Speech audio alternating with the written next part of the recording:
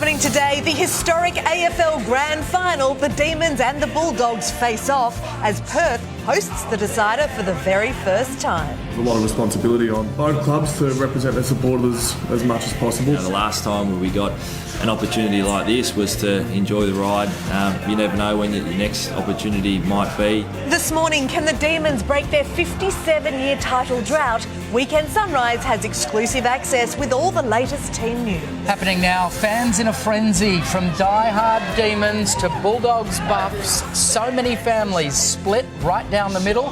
This morning, the supporters cheering from home as lockdown forces the grand final out of Melbourne for a second straight year. Breaking overnight, the world's new alliance. Prime Minister Scott Morrison joins the leaders of the US, India and Japan for their first face-to-face meeting. The big decision they've just made on COVID. Also breaking overnight, the Rabbitohs into the NRL Grand Final. South Sydney are through. The Manly season comes to an end. South's thumping victory over the Sea Eagles has fans in a spin. Happening now, Queensland's desperate vaccination drive. Can the state catch up with New South Wales and Victoria? While WA announces all Victorians will be shut out from Wednesday. Developing now, no jab, no shop. The new rules for retail stores in New South Wales just 2 weeks out from reopening. Will the rest of the country follow suit? And new at the movies. I am risking my life for you. You are risking my life so you can save your pride. The major new releases coming to cinemas and home streaming on Weekend Sunrise this Saturday, the 25th of September, 2021.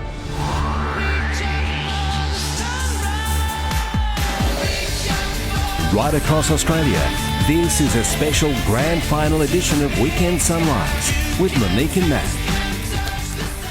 Good morning. Welcome to a very special edition of Weekend Sunrise on AFL Grand Final Day. 7 times before we were on air. D's and Dogs fans across Australia have not had any sleep, myself among them. Did you sleep all right, Mon? Do you know what? I thought that one of us needed to have our sleep.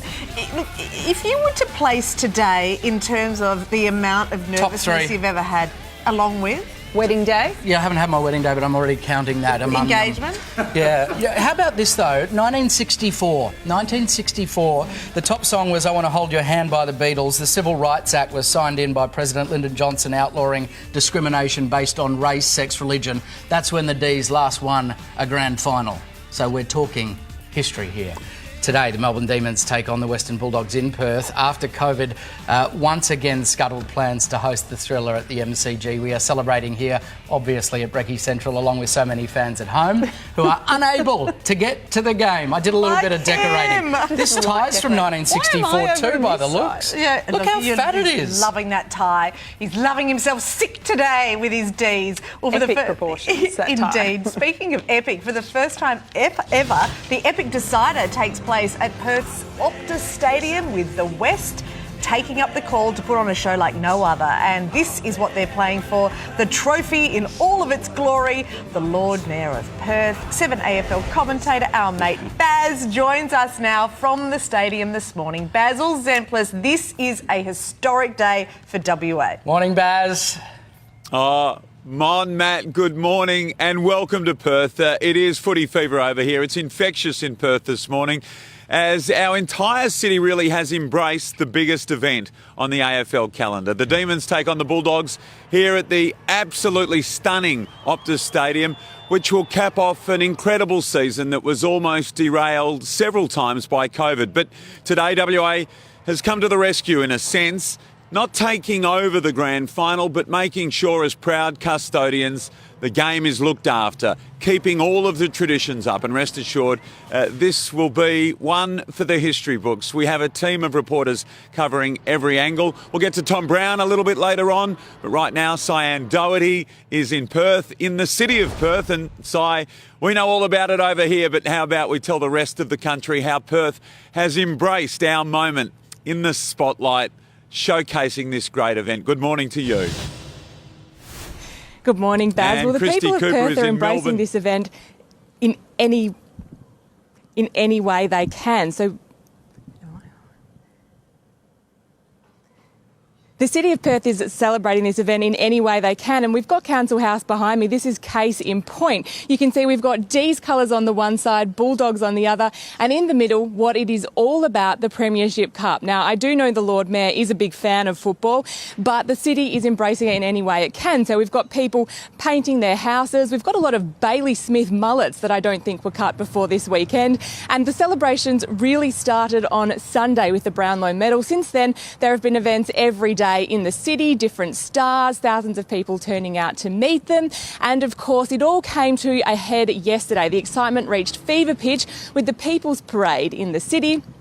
Thousands of people turned out to that, singing, marching, playing drums, and 20,000 others turned up at Optus Stadium to watch the final training session. So people are just turning up in any way they can, celebrating whether or not they supported the D's or the Dogs before this. Everyone's chosen a team and they're doing all they can to make this a real Perth celebration. And the weather is even cooperating. We're looking at a beautiful 25 degrees today, should be around 19 at Bounce Down. So even the weather gods are embracing the grand final in Perth. Baz. Yeah, it's absolutely perfect weather-wise. Cold right now, but it will be ideal for the game. Christy Cooper is in Melbourne. Christy, we know it's a different situation for Melburnians. It's been terribly difficult and obviously the grand final not able to be played in Melbourne. How will Melburnians be celebrating today under COVID restrictions? Good morning to you. Good morning, Baz. I tell you what, it is wild being here at the MCG on grand final morning, and there are no queues of people snaking around the ground like there usually are. We do have a few crazy fans with us today, and in terms of how they're planning to spend the day, well, I might ask them myself. We'll start with Christine. What's planned for the day? Well, we're just going to add some finishing touches to our house to make it more of the red and the blue. And then we'll be watching some reruns of the last couple of weeks, how the D's have destroyed the other teams. And then we'll all be enjoying a delicious cheese platter courtesy of McCoppins in Clifton Hill. Oh, that sounds delicious. I'd love one of those. Amanda, what have you got on for today? So we'll basically just be chilling at home, staying comfy and watching the big game. Go Bulldogs! Go Bulldogs! Yeah, just going out for a run now. Not much we can do, but get out, do some exercise this morning in my Melbourne gear, and yeah, get around the team later today and tonight. Really looking forward to it. Race Hill. Go D's! Go D's! We have the D's mascots with us today. We really wanted the Bulldogs mascot too, but they live in Ballarat, and of course people in Melbourne can only travel within 10 k's of their home today. We can't even watch the game in groups outside, at least not until the end, because with curfew until 9 o'clock we'll miss the end. Baz? Christy, thank you. Cyan, thank you as well. Seven's coverage of AFL Grand Final Day. It begins right here. It started really right after weekend sunrise here on 7. I'll have more from Perth throughout the morning, but right now it's back to Sally with the rest of the day's news. Sal? Thank you, Baz. Good morning. Queenslanders are gearing up for a bumper weekend of jabs in arms as the state desperately tries to improve its vaccination rate. The Sunshine State is currently lagging in second doses, only just beating out WA at 44%. Authorities making the call to arms to see numbers surge. Enjoy our wonderful Queensland weather. Come out this weekend and get vaccinated. Premier Anastasia Palaszczuk continues to face pressure to release a roadmap for interstate travel with no announcement on border reopenings for Christmas celebrations. A crisis cabinet meeting has been held to determine what Freedom's 80% vaccination would bring to New South Wales. It's believed changes would include increases in caps for weddings, funerals and religious services, as well as a return to community sport. But Sydney-siders could be barred from visiting regional areas that haven't reached 70% vaccination. It's almost a gallop to the finish line in terms of the 70% double dose. We need to make sure that what we do at 70% and 80% is done cautiously.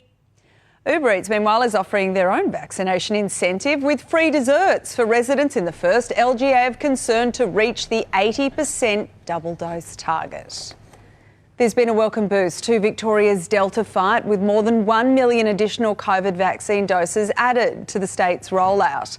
970,000 Pfizer jabs will become available at the state-run hubs next month, while 32,000 Moderna doses will be available next week. Given the additional supply, Daniel Andrews is now under pressure to reduce the gap between the first and second Pfizer dose from 6 weeks to 4. Western Australia will slam shut its borders to Victoria even harder just days after hosting the AFL Grand Final. Travel to and from the state will be banned from Wednesday, only approved under the strictest of conditions. Premier Mark McGowan declaring the state an extreme risk. If you are in Victoria with an approved G2G pass and want to return to WA, you need to do it now. Yesterday's 733 cases in Victoria was enough to trigger WA's extreme border. Scott Morrison has joined the US, Indian and Japanese leaders for the first in-person Quad meeting in Washington.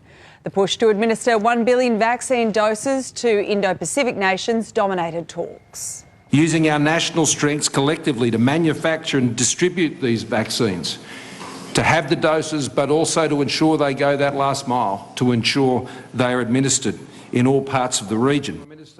The nations also discussed emerging technologies, cyberspace and counter-terrorism cooperation. Well, there's not much on today, is there, guys? Yes. Matt, actually, this is the most nervous I have ever seen you. And the most excited. A little bit jittery, that's for sure. I'll be all right, Sel. Ahead on Weekend Sunrise, the concerning rise in unproven COVID treatments being imported into Australia, claiming to prevent and cure the virus. Plus, grand final bound, the Rabbitohs book a spot in the NRL decider after thumping the Sea Eagles. And JT has your weather forecast. He is live from Sydney.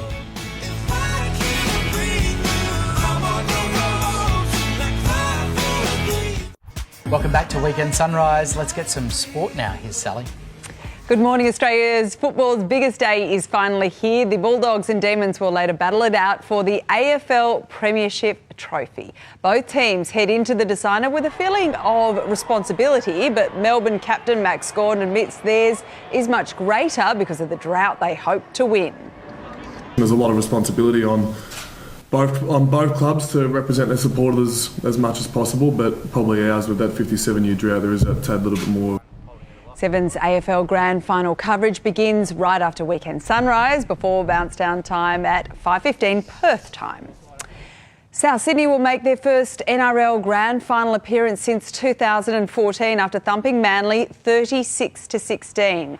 2 disallowed tries for the Sea Eagles proved crucial as the Rabbitohs raced to a 22-0 lead at half-time. From there, they kept the pressure despite a late comeback from Manly. Johnston to dive in. Why not?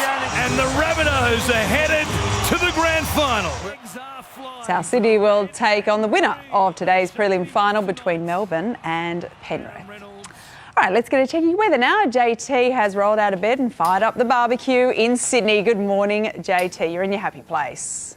Morning, Sal. Yeah, that's exactly right, because this weekend it's all about 2 Fs, food and footy. And if you're Saturday, keen for a barbecue, great. Sunday, you can do a barbecue as well. We got Chef Jason Roberts. Good morning, mate. He is on the smoker. We've got some tips. If you don't own a smoker, we can show you how you can create a smoker with your barbecue or your oven. He is more chimney sweep than he is chef this morning. But let's start with your weather forecast. So in Brizzy, we're looking at a sunny top of 29 today. Sydney, possible showers and 20. Becoming cloudy for Canberra, 16. Melbourne, showers and 13. Showers easing in Hobart and 10 degrees. Cloudy for Adelaide at 16. The all-important Perth forecast, 25 degrees and partly cloudy today for the grand final. Broome, a foggy start, 32 degrees. Darwin, some early showers and 33. And mostly sunny for Alice Springs and 30. So we're not forgetting the humble Snag and Soso, but we've also got some ways you can upscale it to create the perfect barbecue this weekend. We'll see you back here in half an hour. Yum. Very nice. A few meat pies today too. Good. Will you be having grilled eggplant today? No, I'll give it a hard pass. Ahead on Weekend Sunrise, Queensland's vaccine blitz. The state races to catch up with New South Wales and Victoria. And Scott Morrison on the world stage, the Prime Minister's trip to the US to reposition Australia, but he can't stop the shockwaves from our new alliance with the US and the UK.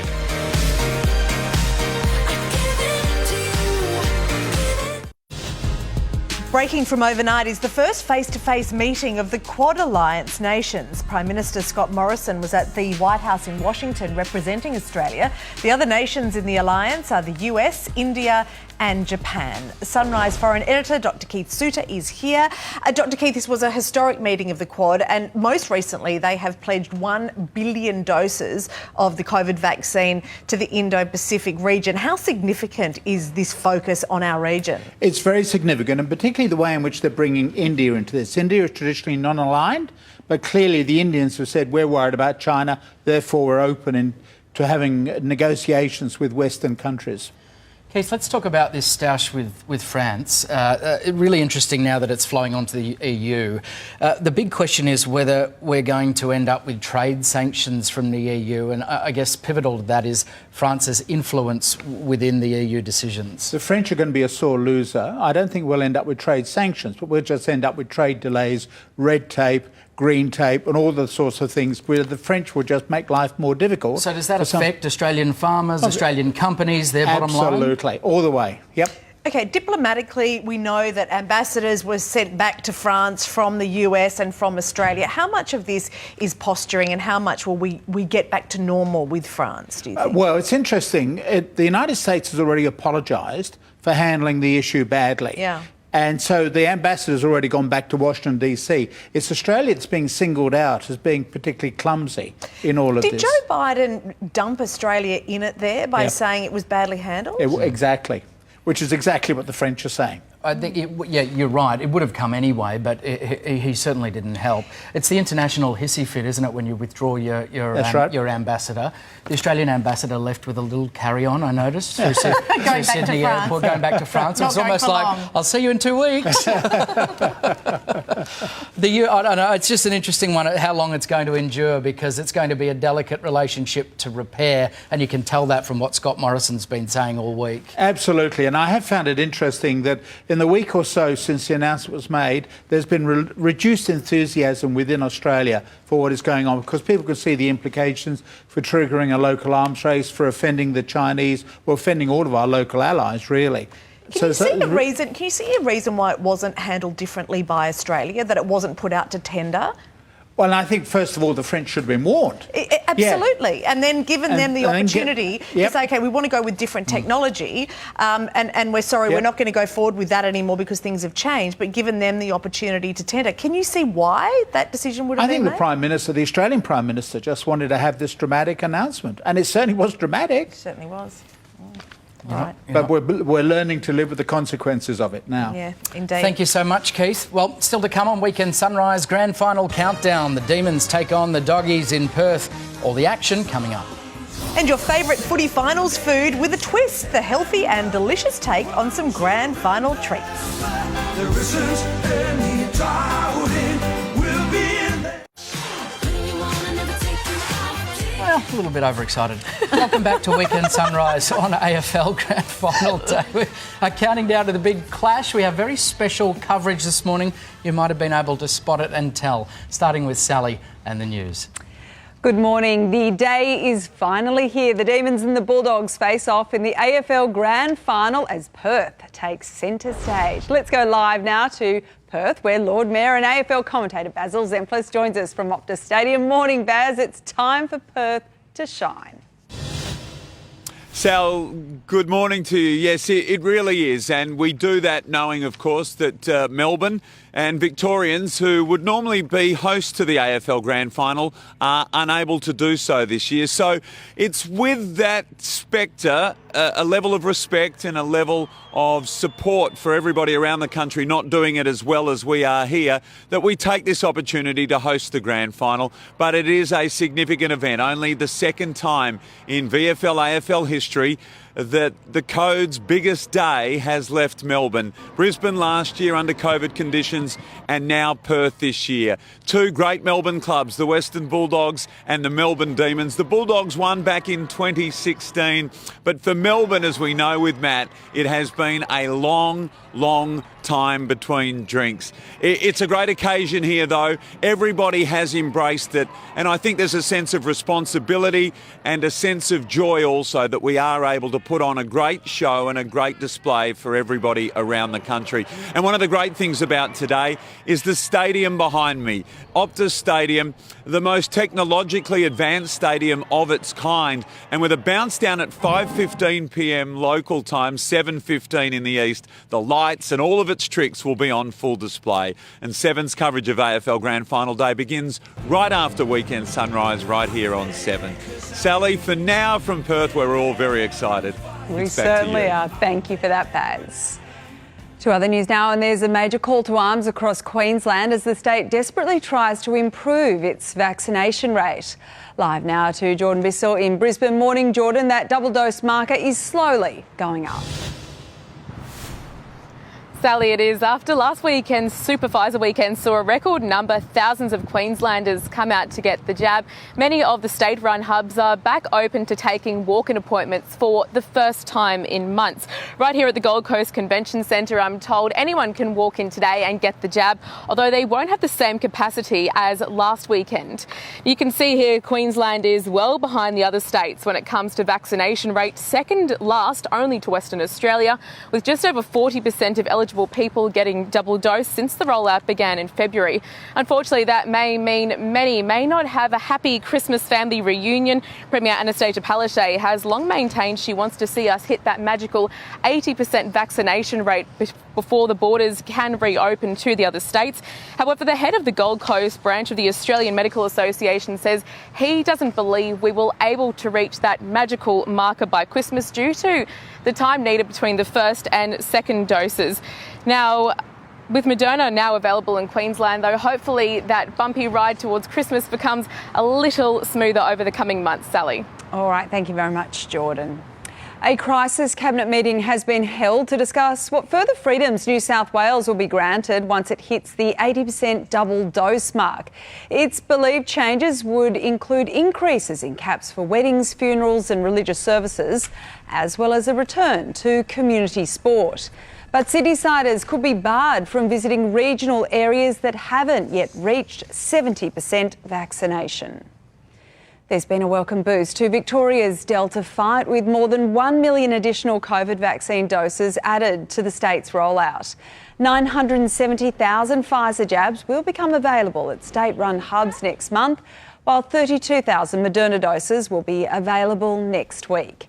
Given the additional supply, Daniel Andrews is now under pressure to reduce the gap between the first and second Pfizer doses from 6 to 4 weeks. WA will slam shut its borders to Victoria even harder just days after hosting the AFL Grand Final.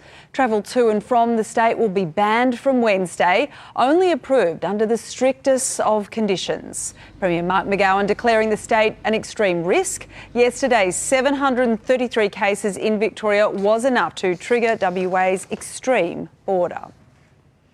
Well, those travelling on the rail network across New South Wales are urged to plan ahead this morning with strike action underway.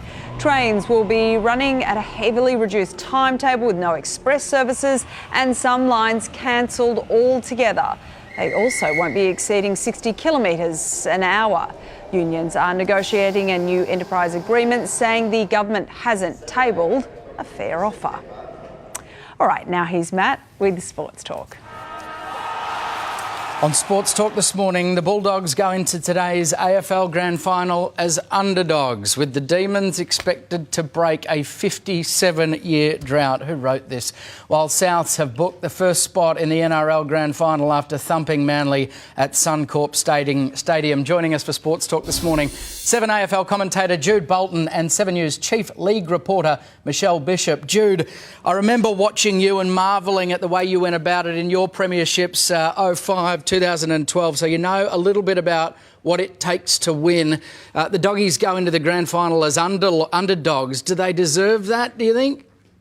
I think they're the slight underdog, absolutely. But Melbourne have had this incredible run, and you know the 57-year drought. I think it's just it's hanging across their heads at the moment. But they have been on this huge momentum build, so it's going to be a cracking grand final, and all eyes will be on Perth this evening. Yeah, but a romantic story isn't enough to get a side over the line, and they are fearless. This mob, the Doggies, they beat Melbourne in the last encounter.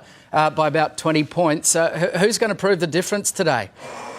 For me, the way Max Gawn played in the prelim was just phenomenal. I think if he can have an impact like he did in that game was just phenomenal. So obviously the battle against him and Steph Martin will be critical, but the midfield as a whole, they've just got to curtail the prolific Bulldogs midfield and just get it down forward. So I'm tipping the D's in a very, very tight one.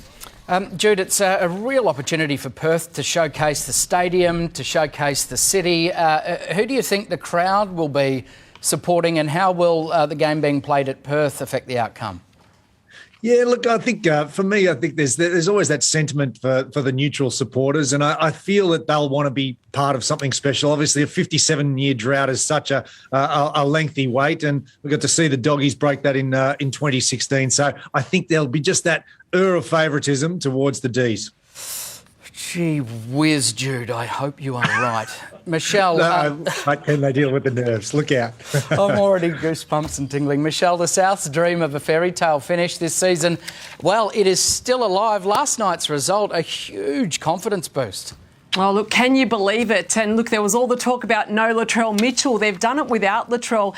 A young kid at the back there, Blake Tough, just 7 games into his NRL career, playing with plenty of confidence. But the master coach, Wayne Bennett, has South Sydney peaking at exactly the right time. As you say, the fairy tale awaits. His last game, his last coaching job in Sydney. It will be in Sydney because he's off to move up to Brisbane. The last we'll see of local kid Adam Reynolds. And, of course, it could be Benji Marshall's last swan song. But last night, they completely starved Manly of possession. They got in early, and no matter what Manly did, they just played catch-up footy. Cody Walker, he really stood up. He scored a double. He did the majority of the kicking in general play because, as I reported on the latest with Michael Usher during the week exclusively, there was issues around Adam Reynolds and his groin, and that turned out to be exactly the case. And look, it could have been very, very costly. Nothing went Manly's way. They had an early HIA with Sean Kepi, so it's all over for Desi and the boys. And yeah, as we say, a fairy tale awaits the first team into the grand final. It's special stuff. There is another spot up for grabs, of course, Michelle. Melbourne and Penrith. This is going to be an absolute cracker. They battle it out today for the other spot. Penrith have had more injury woes. Yeah, this is a real concern. Of course, we had Brian To'o recover from the ankle injury. He is back. Viliami Kikau is in, so they're 2 huge ins for them, but a massive out. Moses Leota out. He's got a calf strain. That only came out yesterday. And, of course, Liam Martin will start for them. So a ripper match ahead. Who makes it through? Oh, my heart says Penrith, but let's use our brains. It's going to be Melbourne.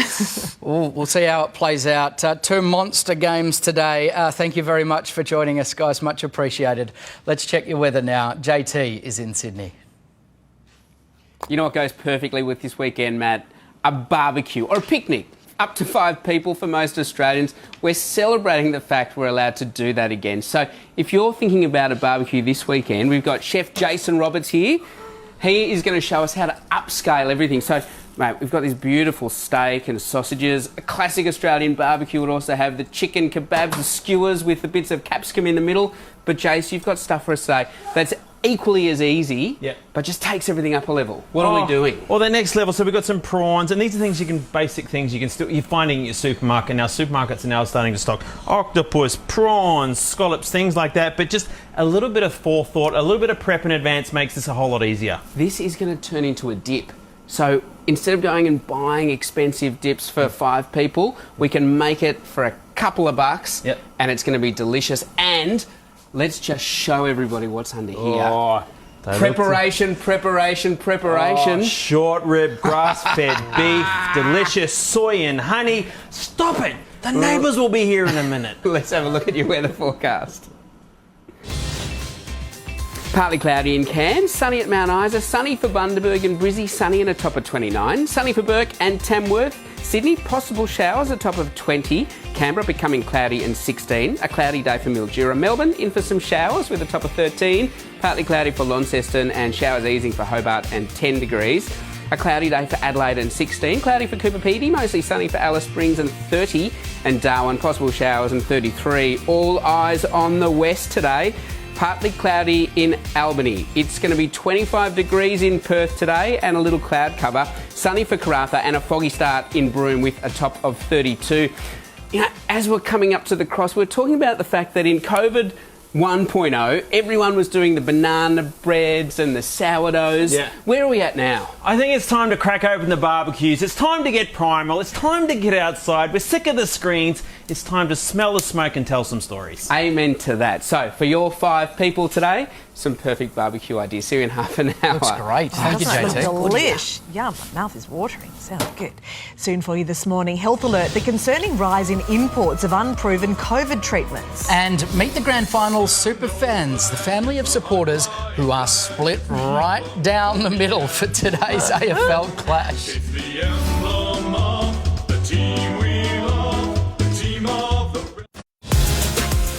Health Matters, brought to you by Sensodyne Sensitivity and Gum. To provide relief from sensitivity and help maintain healthy gums, start and stay with Sensodyne. Welcome back. There's been growing concern in recent weeks over an increase in the shipment of unproven COVID treatments to Australia. Drugs, including ivermectin, have gained traction on social media, claiming to prevent and cure COVID-19 despite no official evidence that they actually work. Sunrise GP Dr. Ginny Mansberg joins us now. Morning, Gin. Hey. We've spoken about ivermectin before, but let's just reiterate here that there is no evidence that this actually can stop COVID. No, and the biggest trial was actually fraudulent, so that had to be taken down. So no, there's no evidence at all, and it's got some nasty side effects. So it's not just your nausea and vomiting, but it can cause seizures and even a coma if you take too much of it, which is the dose that's often prescribed by TikTokers. So I would definitely not be doing that. I would just be leaving it to people who need it, who have got parasitic worm infections. Yes, and also people are ordering the dosages that you would use for an animal, not for a human. Correct, and that's exactly where you're going to run into trouble. The thing I'm really interested in is this new treatment, this monoclonal antibody for COVID, which has got some promising results. I know. So, you know, when Donald Trump got COVID and then he went and talked about getting this monoclonal antibody. Yeah. So that's like a fake antibody that goes in and attacks the virus itself. This one, sotrovimab, so it's a single infusion into a vein, seems to reduce your risk of actually ending up in hospital by up to 85%. However, it's only used for a certain subset of people. So you've got to get it within 5 days of being diagnosed.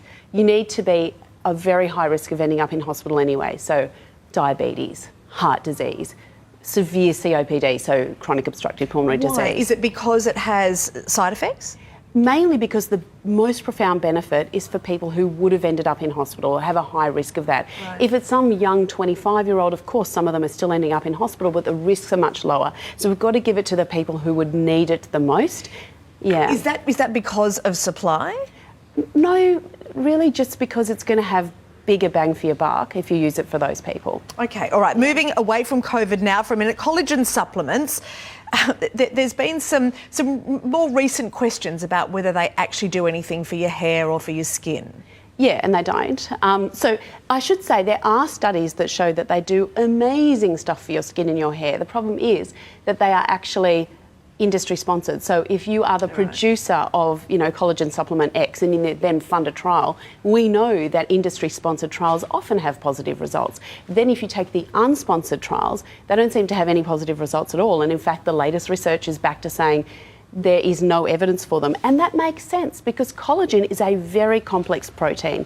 And what your gut is designed to do is to break down all big molecules like protein into their little component pieces, like they're called amino acids. That's what they do. And then your genes would recode to reassemble them.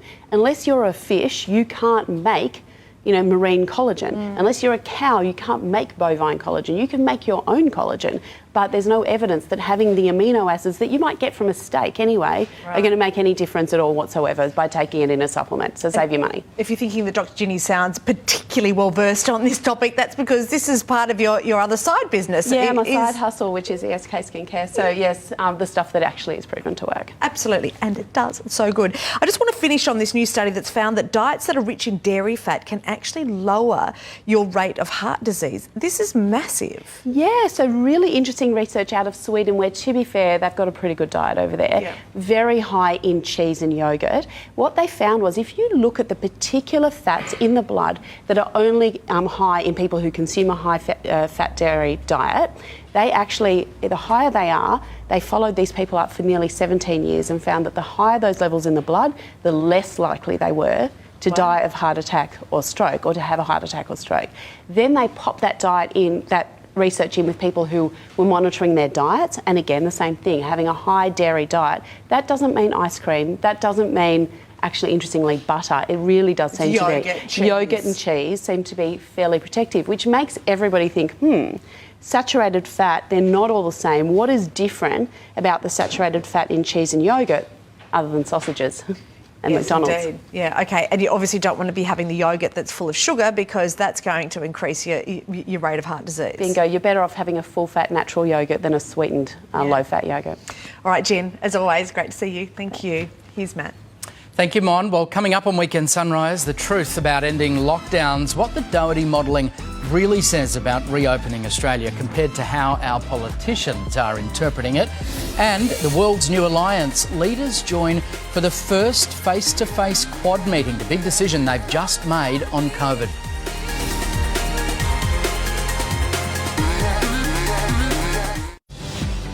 On the Sunrise newsfeed this morning, the first face-to-face meeting of a new world alliance, and Australia is part of the group. At the White House overnight, Prime Minister Scott Morrison joined the leaders of the US, India and Japan. On the agenda was the COVID crisis, climate change and also China. The big decision that was made is to deliver 1 billion COVID vaccines to poorer nations in the Indo-Pacific region. Joining me to discuss this morning, Gretel Killeen and Darren Hinch. A very good morning to you both. Darren, Australia certainly is repositioning itself in global politics, choosing these new alliances quite openly.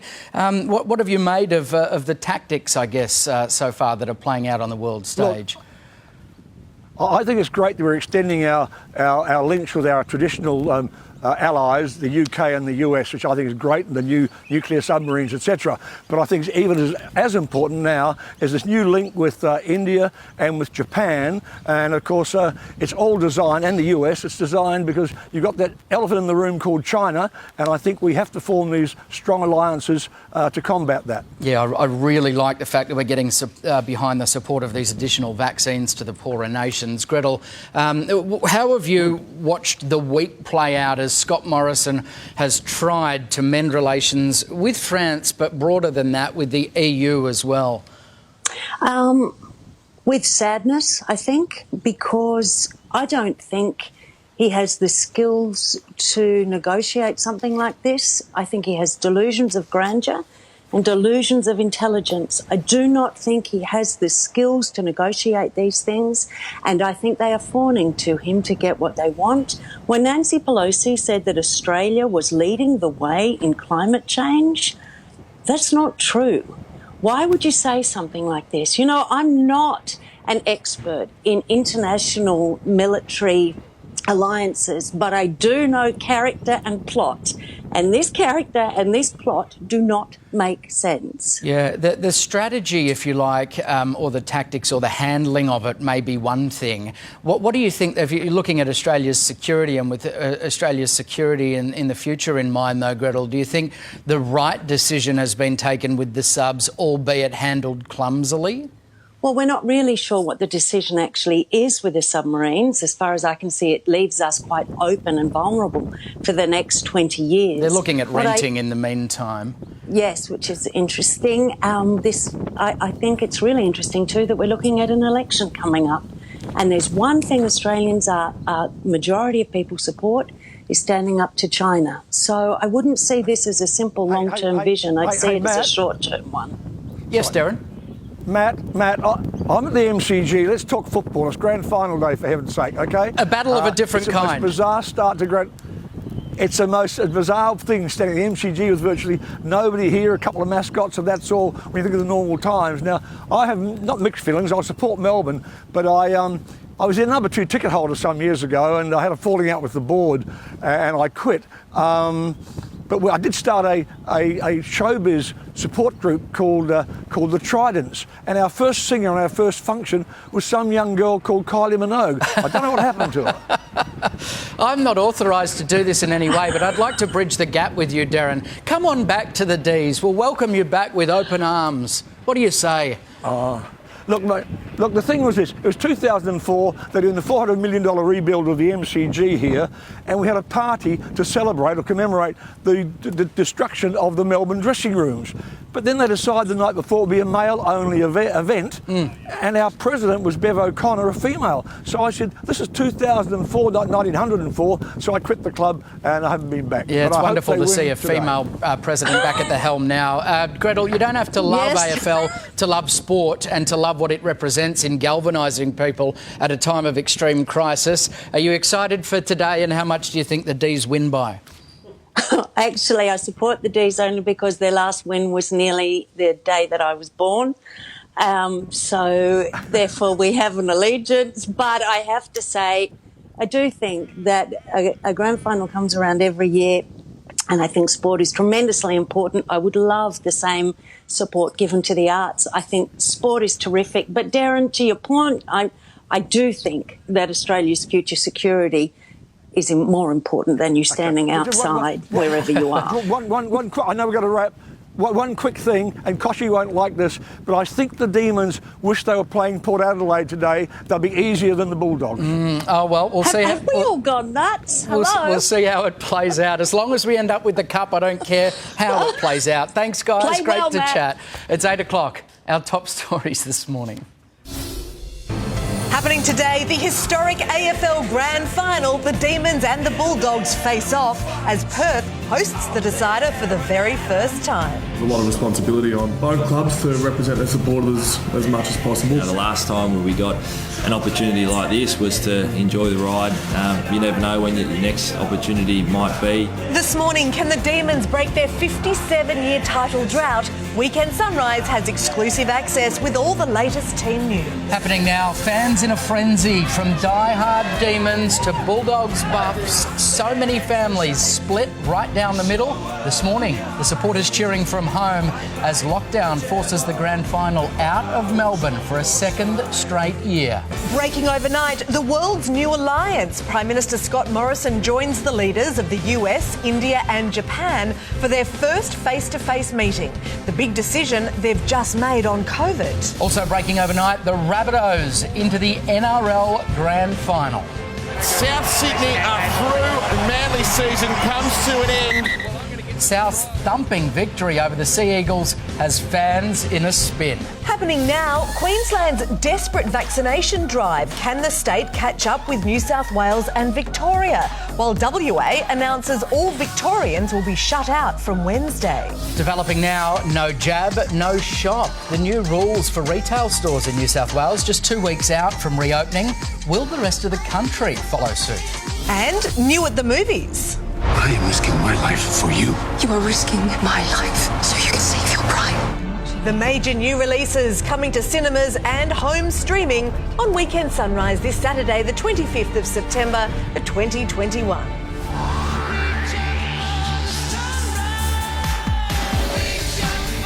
Right across Australia, this is a special grand final edition of Weekend Sunrise with Monique and Matt. Good morning, everyone. Welcome to a very special edition of Weekend Sunrise. It's a The greatest day of your life, The I know. greatest day of my life, yeah. An insincere apology to all Doggies fans. It's not all that equitable, the support No. we've shown here. That It's a wouldn't be little surprising. Melbourne leaning, Yeah. but Wouldn't you know. be surprising the Doggies. No, spins and roundabouts. I do apologise. Today, the Melbourne Demons take on the Western Bulldogs in Perth after COVID, of course, once again scuttled plans to host it at the MCG.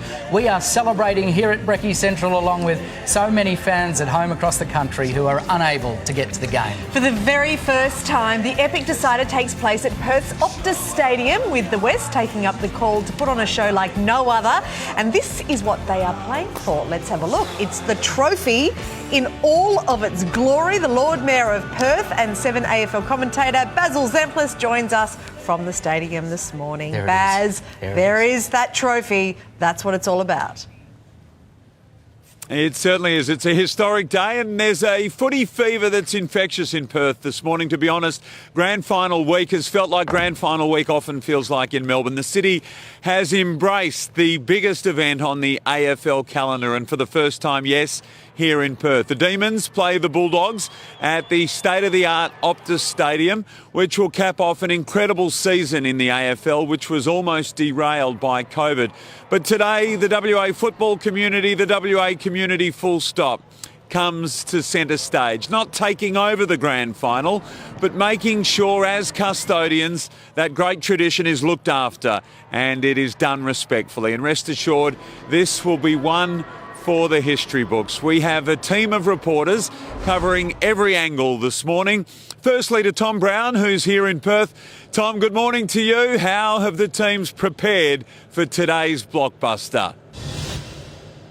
Good morning, Basil. Huge excitement even outside Optus early. Over my shoulder, you can see that giant Sharon on that magnificent bridge. It's just a sight. But in terms of the team's preparations you mentioned, they've been perfect, perhaps by virtue of this extra week off. I watched both teams train on Optus during the captain's run yesterday, and they both looked super sharp. It promises to be an epic grand final tonight. In terms of the preparations, well, they did have presentations from their coaches, final presentations last night. Today, they'll have to find a way of relaxing. I did speak to Marcus Bontempelli, the Bulldogs captain, yesterday. Compared to usual years in Melbourne, it's sort of relatively low-key because the Bulldogs are down at Fremantle, a little bit off Broadway from a media perspective, Melbourne north of the city. But it'll be a cauldron atmosphere when they arrive this afternoon. There'll be no hiding. Of course, Simon Goodwin, the Melbourne coach, did get away momentarily on Thursday. He went north of the city here in Perth, had a swim, a parma and a pot, just to relax, the calm before the storm. But it'll be a big storm this afternoon. This promises to be an epic grand final here in Perth. You've done a wonderful job, Basil.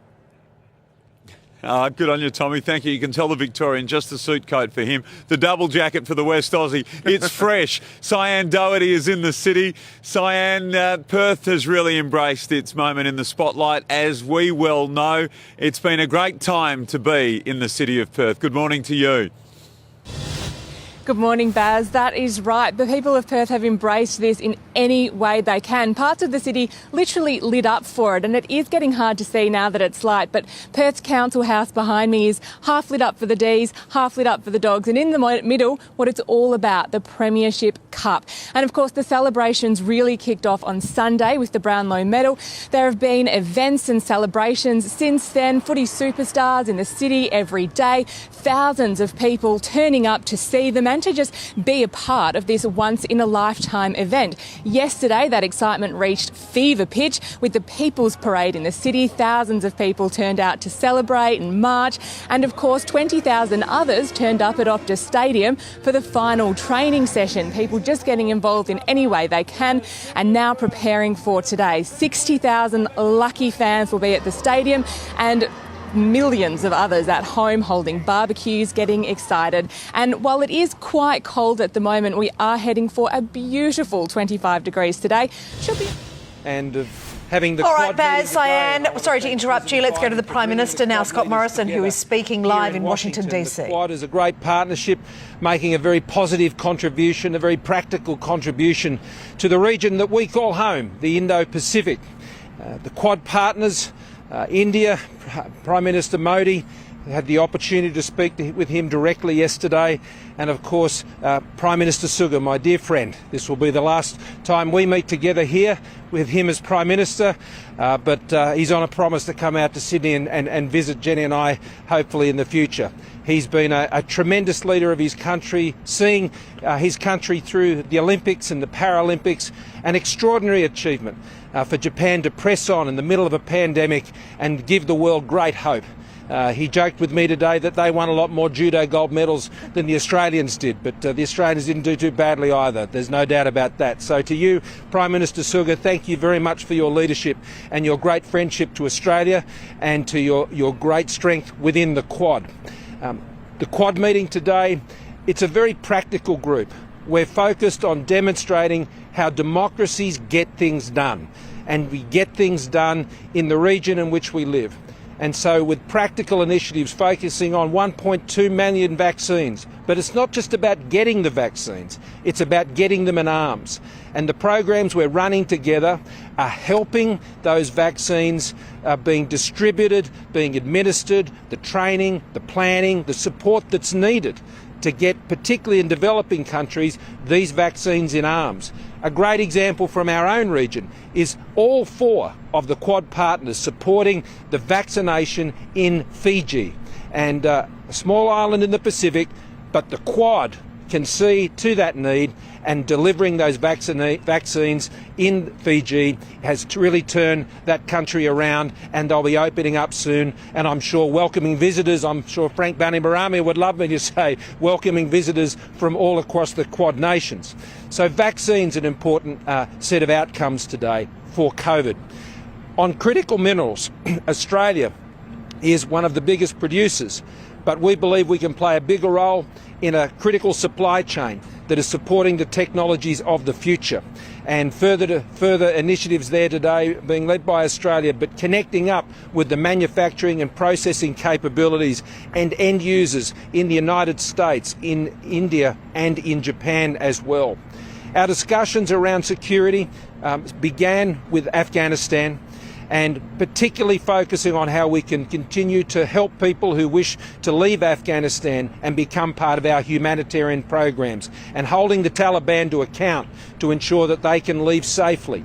And ensuring that we keep the pressure on the Taliban in Afghanistan to live up to the commitments that they've made. There are already concerning reports, and those who want to leave Afghanistan and become part of our humanitarian programs that particularly Australia is involved in, we want to be able to facilitate that. The broader security environment in the Indo-Pacific is well known to all of us because we live with it each and every day. Australia has taken significant steps through our most recent partnership, the AUKUS partnership, but that builds on our direct arrangements both with India and with Japan in bilateral arrangements, training exercise, the reciprocal access agreement with Japan. More broadly, when it comes to climate, today there was a real sense of resolve.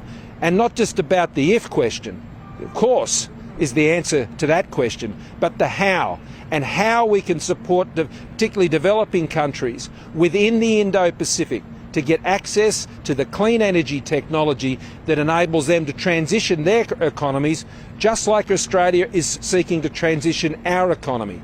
An important initiative for a clean energy supply chain summit to be held next year in Australia to put together a roadmap over the next 12 months that can see how we can combine the best scientific knowledge, industry knowledge and academics coming together to ensure we can transfer our energy technology, clean energy technology, the supply chains that support it, to transform the economies of our region. So it was a very busy day. The Quad is a very practical initiative, bringing together partners who care about the future of the region in which we live. Positive contributions. We agreed that we've got to keep it simple, keep it focused, and keep getting the job done. So again, I want to thank President Biden and Prime Minister Modi and Prime Minister Suga for our partnership that we believe is going to achieve a great deal. After 6 months, it's already got off to a great start. Just finally, there was the opportunity to speak to the Vice President, and we had a very positive discussion about the region. In particular, from Australia's perspective, I was very pleased to learn about some of the programs being run in Indigenous communities here in the United States regarding the vaccine program here and the lessons that can be learnt for Australia back home. But I was very pleased to hear about the Vice President's recent trip into the region, to Singapore and to Vietnam, and to share our own experiences of the challenges in the region, and particularly our relationship in Indonesia and trying to attract more investment capital into the region from private industry, not just in the United States and Australia, but further afield. And that, happy to take questions. The Prime Minister, Scott Morrison, there speaking live in Washington, D.C. I thought a couple of times he sounded like he could be losing his voice. It's been a very busy week for the Prime Minister, meeting with the Quad there in Washington, Tough D.C. trying to smooth things over in a diplomatic sense for him throughout this week. Losing your voice. Yeah, I'm going to be right up there after the game tonight. Well, from the Prime Minister of Australia to the Prime Minister of Perth, back to Basil.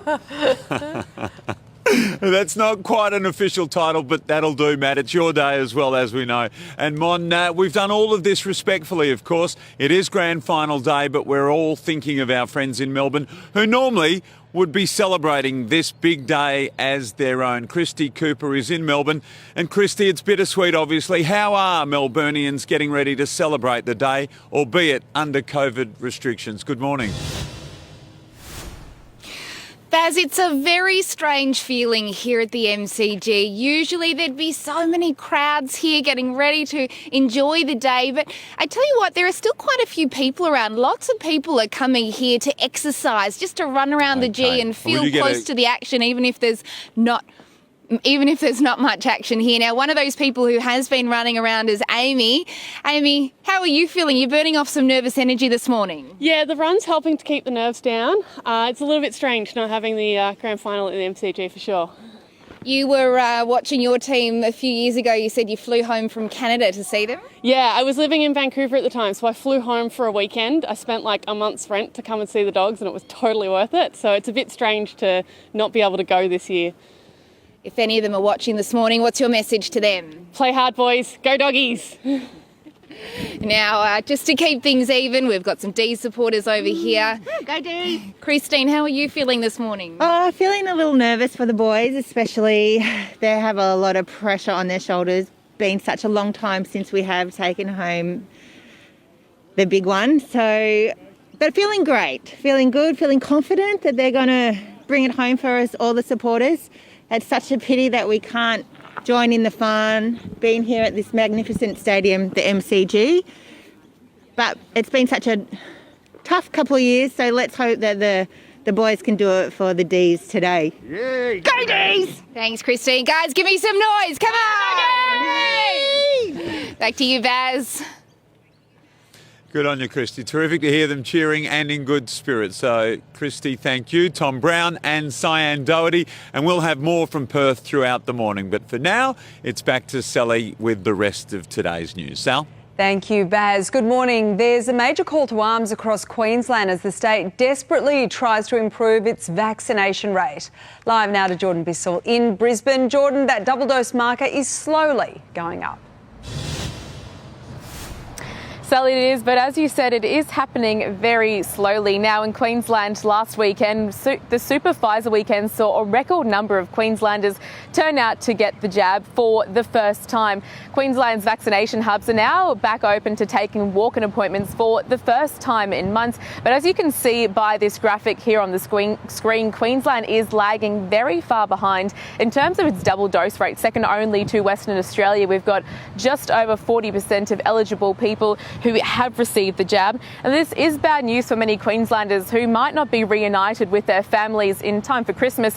Premier Anastasia Palaszczuk has long maintained she wants to see that 80% double dose rate before the borders can open. The Gold Coast head of the Australian Medical Association says with just over 40% vaccinated in the last 7 months since the rollout began, he doesn't believe that is going to happen 3 months to the day until we can double our vaccination rate. That's also because we do need to see a large period of time between the first and second dose that people can receive of many different types of vaccinations. But with Moderna now available across Queensland, hopefully the ride towards Christmas is a little smoother, Sally. All right, thank you very much, Jordan. To sport now, and Australian football's biggest day is finally here. The Bulldogs and Demons will today battle it out for the AFL Premiership Trophy. Both teams head into the decider with a feeling of responsibility, but Melbourne captain Max Gawn admits theirs is much greater because of the drought they hope to break. There's a lot of responsibility on both clubs to represent their supporters as much as possible, but probably ours with that 57-year drought, there is a tad little bit more. Seven's AFL Grand Final coverage begins right after weekend sunrise.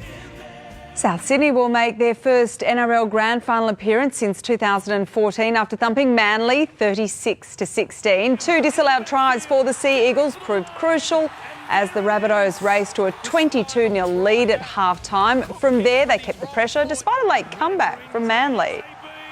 Johnston to dive in. Why not?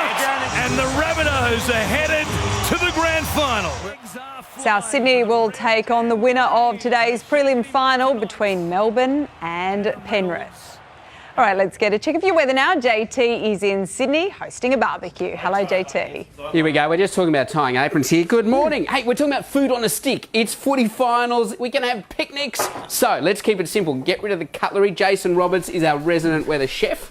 Kebabs. Mate, kebabs, so food on a stick, seafood's readily available at the supermarkets these days. All I've done here is a little bit of black pepper, a little bit of salt, lots of fresh ginger. I'm going a little bit of aggramato chili oil. Oh my God, so much colour.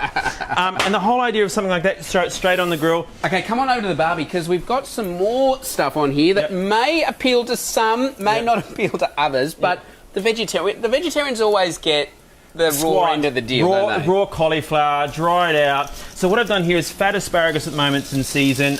It's spring. I blanched this in boiling salted water. I stuck a stick in it just so you felt like you weren't missing out on a stick.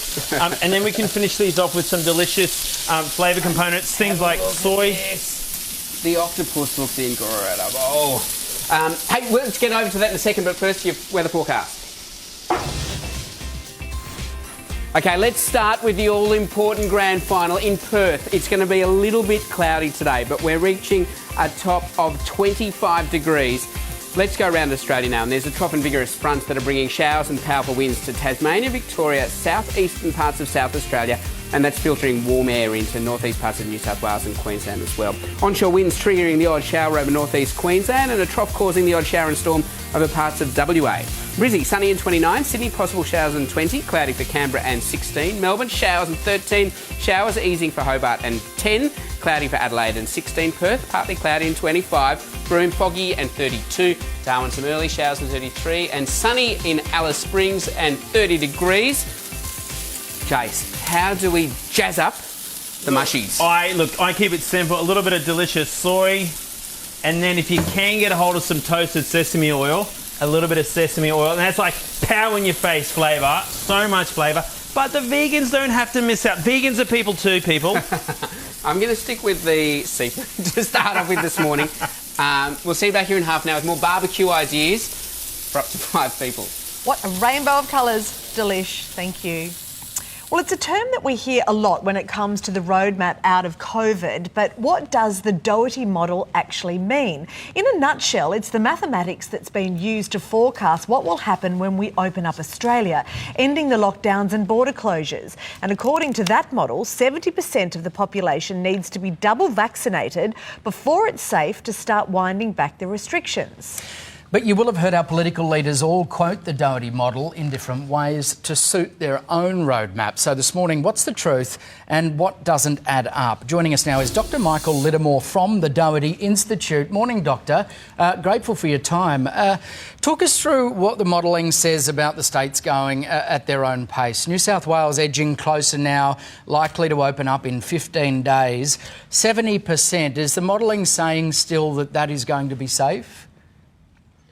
Well, for 70% double dose, the modelling still says it will be safe. But even when you have the high caseloads, like New South Wales has at the moment and Victoria has as well, your margin for error when opening is much smaller. So we're going to have to be very careful when we open up, take it nice and slow and react to what we see actually happening. When you say safe, you mean that the hospital system won't be overloaded. Is that right? Yes, that's exactly right. I mean, our main target now, these vaccines reduce severity by a lot. So what we're really trying to do is keep those hospitals from getting too full and make sure everyone can get the care that they need. Doctor, your modelling only went for 6 months. Is that because you believe that we will reach our peak in that 6 months, or is the future just too uncertain to go beyond that? Yeah, the future's way too uncertain beyond that. We've already seen changes, differences from the Doherty modelling by each state.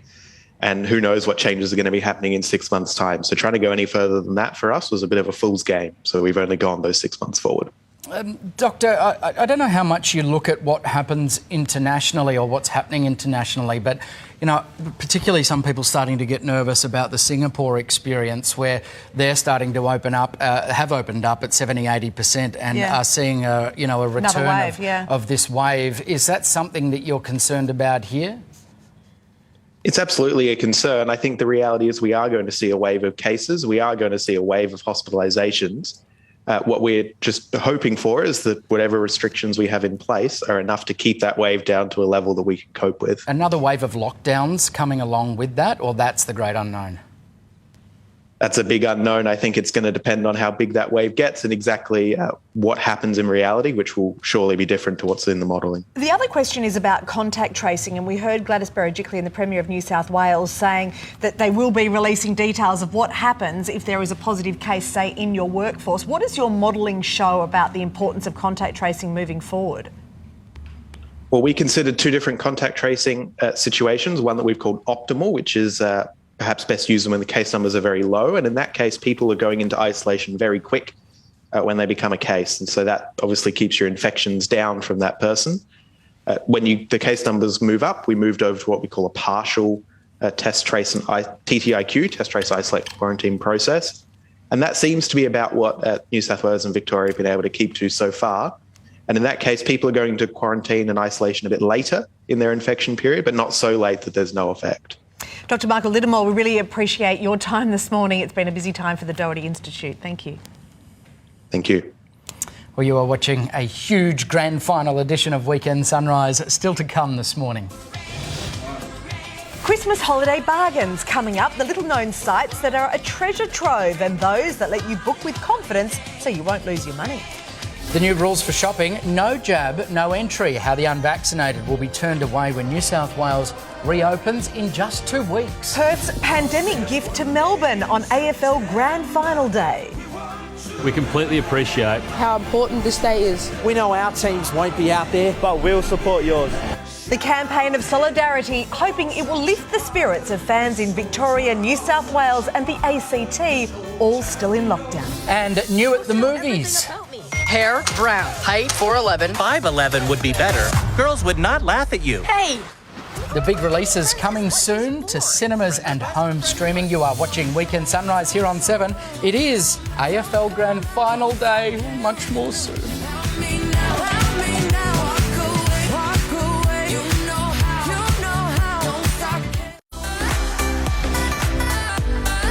This is Weekend Sunrise on 7. Now back to Matt and Monique. Good morning, everyone. Welcome back to Weekend Sunrise. It is AFL Grand Final Day, and we are counting down to the clash with very special coverage this morning, starting with Sally and the news. Good morning. The day is finally here. The Demons and the Bulldogs face off in the AFL Grand Final as Perth takes centre stage. Let's go live now to Perth, where Lord Mayor and 7 AFL commentator Basil Zemplis joins us from Optus Stadium this morning. Morning to you, Baz. It really is Perth's time to shine. Oh, Sal, thank you. Good morning. It's a pretty good combo today, to be perfectly honest. It's a wonderful time to be in the city of Perth and for Optus Stadium to host the grand final. An opportunity that we probably never thought we would get. And obviously Melbourne, the traditional home of the AFL grand final, unable to host this year due to the COVID conditions in Victoria and Melbourne. So it's our job for the rest of the country to put on a good show. And we do that respectfully, and we do it with a sense of anticipation. And WA footy fans have really embraced this. There's been a week of festivities building up to Grand Final Day. Clearly it's all about today for the Bulldogs and for the Demons, but for Perth it's been our opportunity to get close to the Grand Final experience without the Fremantle Dockers or the West Coast Eagles giving us that connection. Great crowds throughout Perth yesterday, the People's Parade, a big crowd at the open training session. Both teams relaxed and ready to go. No injury problems, no great stresses of last-minute fitness tests. And the weather today, absolutely perfect. A 5:15 bounce in Perth. That means the stadium will get to show off all of its tricks, and the halftime entertainment is really something special. You've got all of that to look forward to coming up right after Weekend Sunrise, our Grand Final Day coverage. It's underway and begins in earnest right after our show this morning. Sally, for now from Perth, it's back to you. Grand Final City. Thank you, Baz. To breaking news just in, Victoria's COVID figures have been released. 847 new infections have been recorded over the past 24 hours, the highest spike of this outbreak. More than 59,000 tests were processed. Sadly, one person has died. Queenslanders are gearing up for a bumper weekend of jabs in arms as the state desperately tries to improve its vaccination rate. The Sunshine State is currently lagging in second doses, only just beating out WA at 44%. Authorities making the call to see numbers surge. Enjoy our wonderful Queensland weather. Come out this weekend and get vaccinated. Premier Anastasia Palaszczuk continues to face pressure to release a roadmap for interstate travel, with no announcement on border reopenings for Christmas celebrations. A crisis cabinet meeting has been held to discuss what further freedoms New South Wales will be granted once it hits the 80% double dose mark. It's believed changes would include increases in caps for weddings, funerals and religious services, as well as a return to community sport. But Sydney-siders could be barred from visiting regional areas that haven't yet reached 70% vaccination. To breaking news, and Scott Morrison has spoken of positive progress achieved at the first in-person Quad meeting between India, Japan and the US. The push to administer vaccine doses to Indo-Pacific nations dominated talks. The Quad also committed to a dedicated meeting on climate change to be held in Australia next year. To put together a roadmap over the next 12 months that can see how we can combine the best scientific knowledge, industry knowledge and academics coming together to ensure we can transfer our energy technology, clean energy technology, the supply chains that support it, to transform the economies of our region. The nations also discussed emerging technologies, cyberspace and the Taliban. Sport now, and Australian football's biggest day is finally here. The Bulldogs and Demons will later battle it out for the AFL Premiership Trophy. Both teams head into the decider with a feeling of responsibility, but Melbourne captain Max Gawn admits theirs is much greater because of the drought they hope to win. There's a lot of responsibility on both clubs to represent their supporters as much as possible, but probably ours with that 57-year drought, there is that tad little bit more. Seven's AFL Grand Final coverage begins right after weekend sunrise. South Sydney will make their first NRL Grand Final appearance since 2014 after thumping Manly 36-16. Two disallowed tries for the Sea Eagles proved crucial as the Rabbitohs raced to a 22-0 lead at half-time. From there, they kept the pressure despite a late comeback from Manly. Johnston to dive in! Why not? And the Rabbitohs are headed to the Grand Final. South Sydney will take on the winner of today's prelim final between Melbourne and Penrith. OK, let's get a check of your weather now. JT is in Sydney this morning. Morning to you, JT. Get ready for a mind-blown moment. Sausages in a roll. A sausage sanger. But here is a tip from none other than Australian gourmet Tim Ross. This is a Rosso recipe. Beer in a pot, raw sausages in the pot. Let that boil down until there's almost nothing left. Sausages are pre-cooked. Put them in a roll. Chef Jason Roberts is going to upscale that after the forecast. So in Queensland, partly cloudy in Cairns, sunny for Mount Isa, sunny in Bundaberg and Brizzy, looking at a top of 29 there. Sunny for Bourke, sunny in Tamworth, Sydney, possible showers and 20. Canberra becoming cloudy and 16, cloudy for Mildura. Melbourne, showers and 13. Cloudy for Launceston, showers easing for Hobart, 10 degrees. A cloudy day in Adelaide, 16. Cloudy for Cooper Pedy, sunny in Alice Springs, 30 degrees, and Darwin, possible showers and 33. And in the west, Perth, it's going to be cloudy and 25 degrees today for the grand final. Sunny for Karratha and Broome, a foggy start before a top of 32. Sausage sangers, Jace. Well, I just chucked some kimchi on that, but look, I was going to really go all out for the vegans today, so I've done some whole smoked carrots, super delicious, kimchi, coconut yogurt, sriracha mayo. You are a man of the vegans, my friend. That's for you. This one's for me. See you back here in half an hour. Best of friends will always be. Anything in bread's good. You'd even eat a roasted carrot in bread. Jury's out. I mean, look at that. Looks good. I reckon they'd creativity, make it but taste good. Yes, very I'll reserve my creative. judgment on that one. Just eat it. Well, retail giant Best & Less is the latest to announce only fully vaccinated staff and customers will be permitted into their New South Wales stores when the state reopens following months of lockdown. And they won't be alone, with the New South Wales government outlining a plan indicating all non-essential stores must follow these same rules once the state reaches that 70% fully vaccinated threshold. And joining us now is Paul Zara, the CEO of the Australian Retailers Association. Paul, morning to you. Help us understand how this works. Importantly as well, how it can be policed. Well, look, the first up, the vaccination certificate's currently available via the Medicare, federal government Medicare app, so that's available to everybody today. What we're doing is we're working very closely with the New South Wales government to ensure that the technology is in place before we reopen, and that's where the Medicare app will talk to the COVID Safe app. So then you'll see this big green tick of approval to show that you've been double vaxxed. So this allows our shops to open earlier than planned. So we're looking at around the 11th of October currently, and that's a great outcome for both consumers and retailers. There's been some concern about particularly the young people that work in retail that they're going to cop abuse because they have to police this. Look, this is the reality. So we are concerned as well about the elevated level of customer aggression. But this is no different to what we've had to deal with through the entire pandemic, when mandatory masks first came in place, then mandatory QR codes came in place. And of course, there's been social distancing requirements and sanitising requirements. So we are, unfortunately, this is the new normal in a retail environment, and we're getting better at actually managing those situations. Now, in saying that, we obviously are looking to New South Wales government to provide us with greater support from a law enforcement perspective, because it will not be the responsibility of frontline staff to enforce the law, of course. So, we're hoping that we're all in this together, of course, that we can work together to get the best outcomes. Unfortunately, it probably will fall to them, though, won't it? I mean, and a lot of those are juniors too. So what can be done, Paul, in terms of, the retailers actually training them up in ways to try and manage that and manage, any aggression you might get from shoppers?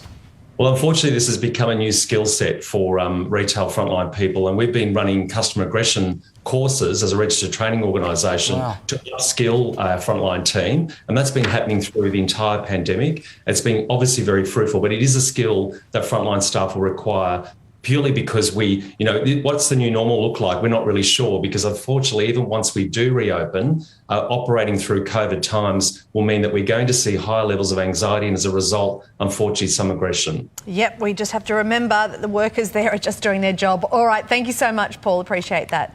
Absolutely. It'd be great to see shops open again too, that's for sure. Well, with COVID restrictions beginning to ease and overseas travel set to return by Christmas, Australians are rushing to book flights for that much-needed getaway. But despite the unprecedented demand, there are still ways that you can save yourself some money, from the way that you pay to finding the best deals. To give us an insight on travel booking tips, we're joined now by consumer campaigner David Litson, who is from the Smart Way to Pay. Morning to you, David. Thank you for being with us. How do we make sure that we're getting the best deal? Look, there's many different ways to make sure you're getting the best deal, but the most important thing to remember is to get on the front foot early and start booking as soon as you can. As many people know, the earlier you book a flight, the cheaper it'll be. The longer you put it off, the more expensive it'll get. Budgeting for a holiday right now is very important, given the situation with COVID. A lot of Australians are under a fair bit of pressure, so getting on the front foot and making sure you budget appropriately is very, very important. Does the way we choose to pay affect the final figure in any way? Yeah, of course. It's very important, and it's actually become more interesting over the last couple of years. So as we always say, the best way to pay for anything is with the cash you have, whether that's cash or with a debit card. But as I was saying, if you want to get the best flights, often it's to get it early. So if you don't have the cash then and there, you do have the options of the traditional credit card, which, is not a great option considering the 2% merchant fee and often interest rates of up to 20%. We crunched some numbers and found that a $1,500 holiday on the credit card, worst case scenario, could end up costing you about $1,568. Now, it's not too bad, and if you save that on your flights, then it's a good option. But there are new options out there now with Buy Now, Pay Later. Zip and Afterpay have done deals with airlines. So if you want to get in early and book a flight while it's cheap, they're good options that don't charge interest or merchant fees. Obviously, there are late fees associated with them if you don't pay them back on time. So as I said, a $1,500 holiday with Afterpay, worst case scenario, will cost you $1,568. Now, there is another option, which I would really advise people against, and that's with the payday loans. They're very expensive, and I dare say if you're reaching out for a payday loan for a holiday, you should probably reassess the holiday. Worst case scenario for a $1,500 holiday with payday loan could mean it ends up costing over $2,500. So the way you pay for it is very important. But as I said, get onto it early, make sure you got the money, and make sure you can meet repayments. Very good advice there, David. Thank you. No problem. Well, Melbourne would normally be alive this week with all the excitement and optimism of the AFL Grand Final, but for a second year, that special day in September will be watched from afar. 3,420 kilometres if you're driving, Maddie. I had a look. I'm sure you did. But with the WA border closed, you won't get in, of course. A devastating fact not lost on the people of Perth, who've instead opened up their hearts to Western Bulldogs and Demons fans.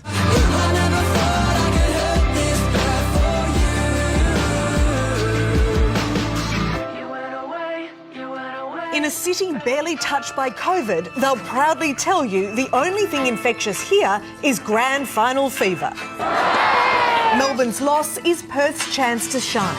But instead of the usual East-West rivalry, WA is sending a heartfelt message of support to Victorians, that this is only temporary and better days are ahead. We know the spiritual home of the AFL Grand Final is the MCG. And we respect that. A bittersweet day for Seven West Media Chairman Kerry Stokes. It's tinged with regret because it rightfully belongs in Melbourne. And most of us are traditionalists, most of us would love to see it at the G this year. And while WA is going all out to make their twilight final as spectacular as Brisbane did last year, 2020 Grand Final at the Gabba. Perth isn't sinking the boot in. We want to say, we got this. Although they call themselves caretakers of the big day, the Footy Mad West is making the most of this one-off opportunity. AFL Chief Gil McLachlan has been soaking up the atmosphere. They're loving it. There's a huge buzz. In a city where you're either a Docker or an Eagle, Perth locals are, for this weekend at least, adopting a second side. The Demons have been long suffering like the Dockers, so I have a sort of I share the pain. The AFL is thanking the West for its hospitality, packing the day with WA performers who'll literally be on the world stage. The scope of the show is huge. It's like the production is epic. So, getting pumped as the hours tick down, just getting more and more pumped. Birds of Tokyo, the headline act for the halftime show. It might not ever happen again in WA, so you got to savour the moment, I think.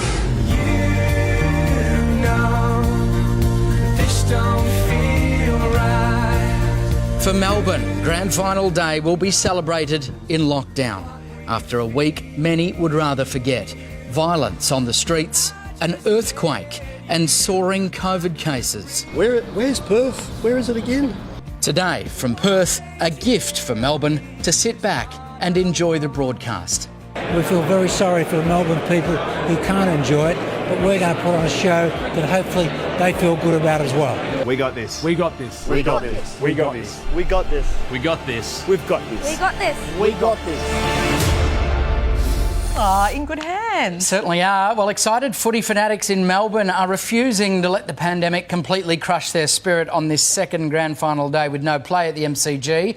Die-hard fans of both the Demons and the Dogs have been showing their support by dressing themselves up and their homes, even though they can't visit each other, and only small gatherings are allowed. Melbourne's 9 p.m. curfew is still in place, which will confine any post-match celebrations and commiserations to homes. So just imagine what it will be like living under the roof of a family that supports the Demons and the Dogs. You don't have to imagine, because we found one such family. Brad Parkinson is a Demon supporter. Wife Nicole loves the Doggies, as does her mum, Sharon. I'll forgive you, Sharon. Then there are the 3 kids, also just as divided. Morning, Brad, to you first. If the game were at the G today, you'd be there, part of the D's cheer squad. That must hurt a little. It does. It hurts a lot, Matt. So I'm feeling a bit flat. It's a bit of a roller coaster of emotions. You're so happy that the D's are there, which you would know with your beautiful Demons tie on today. Isn't it beautiful? Yeah, we would have built. Just you two love it. We would have been building the banner during the week and would have been there by now, probably taping it up to the poles and getting ready for the boys to run through and setting up all the floggers and stuff down on the fence because that's where we usually sit. So yeah, would have been and you have all these ideas of what. Sorry. No, I'm just wondering, Nicole, what is it like to live in this family? Like, how divided is it? How much do you fight, or is it all in good fun? What's it like at the brekkie table? We fight all the time. We're even just fighting before about coming here. Like, it's just, it's on all the time. We don't sit in the same lounge room. We sit in separate lounge rooms. Even when we go to the games, we sit at separate ends of the football field. So we're not sitting at the same ends even when we're playing here at Docklands. I'm not kidding. You don't sit in the same lounge room? No, we sit in separate lounge rooms. Is that because you fight too much? Yeah, all of us are screaming at the TV. Brad is pretty hot-headed as well. Like, he can sometimes swear a little bit at the TV as well. So we sit in the other end. He gets quite angry. So are you guys happy? No one hears here at the ground. Are you guys happy to gift it to the Demons today, given that it's been 57 years and you had your time in 2016? You're just happy to do the higher thing. You don't have to say yes to that, Nicole and Sharon. Absolutely not, Matt. No, I'm being selfish. It's our turn again. Sharon, you've got a dedicated Bulldogs room in your house. Is there space there for more if there's victory today? No, none. I've been thinking about that all the time. When we're going to put all this new Bulldog Premiership 2021, sorry Matt, 2021 Premiership style.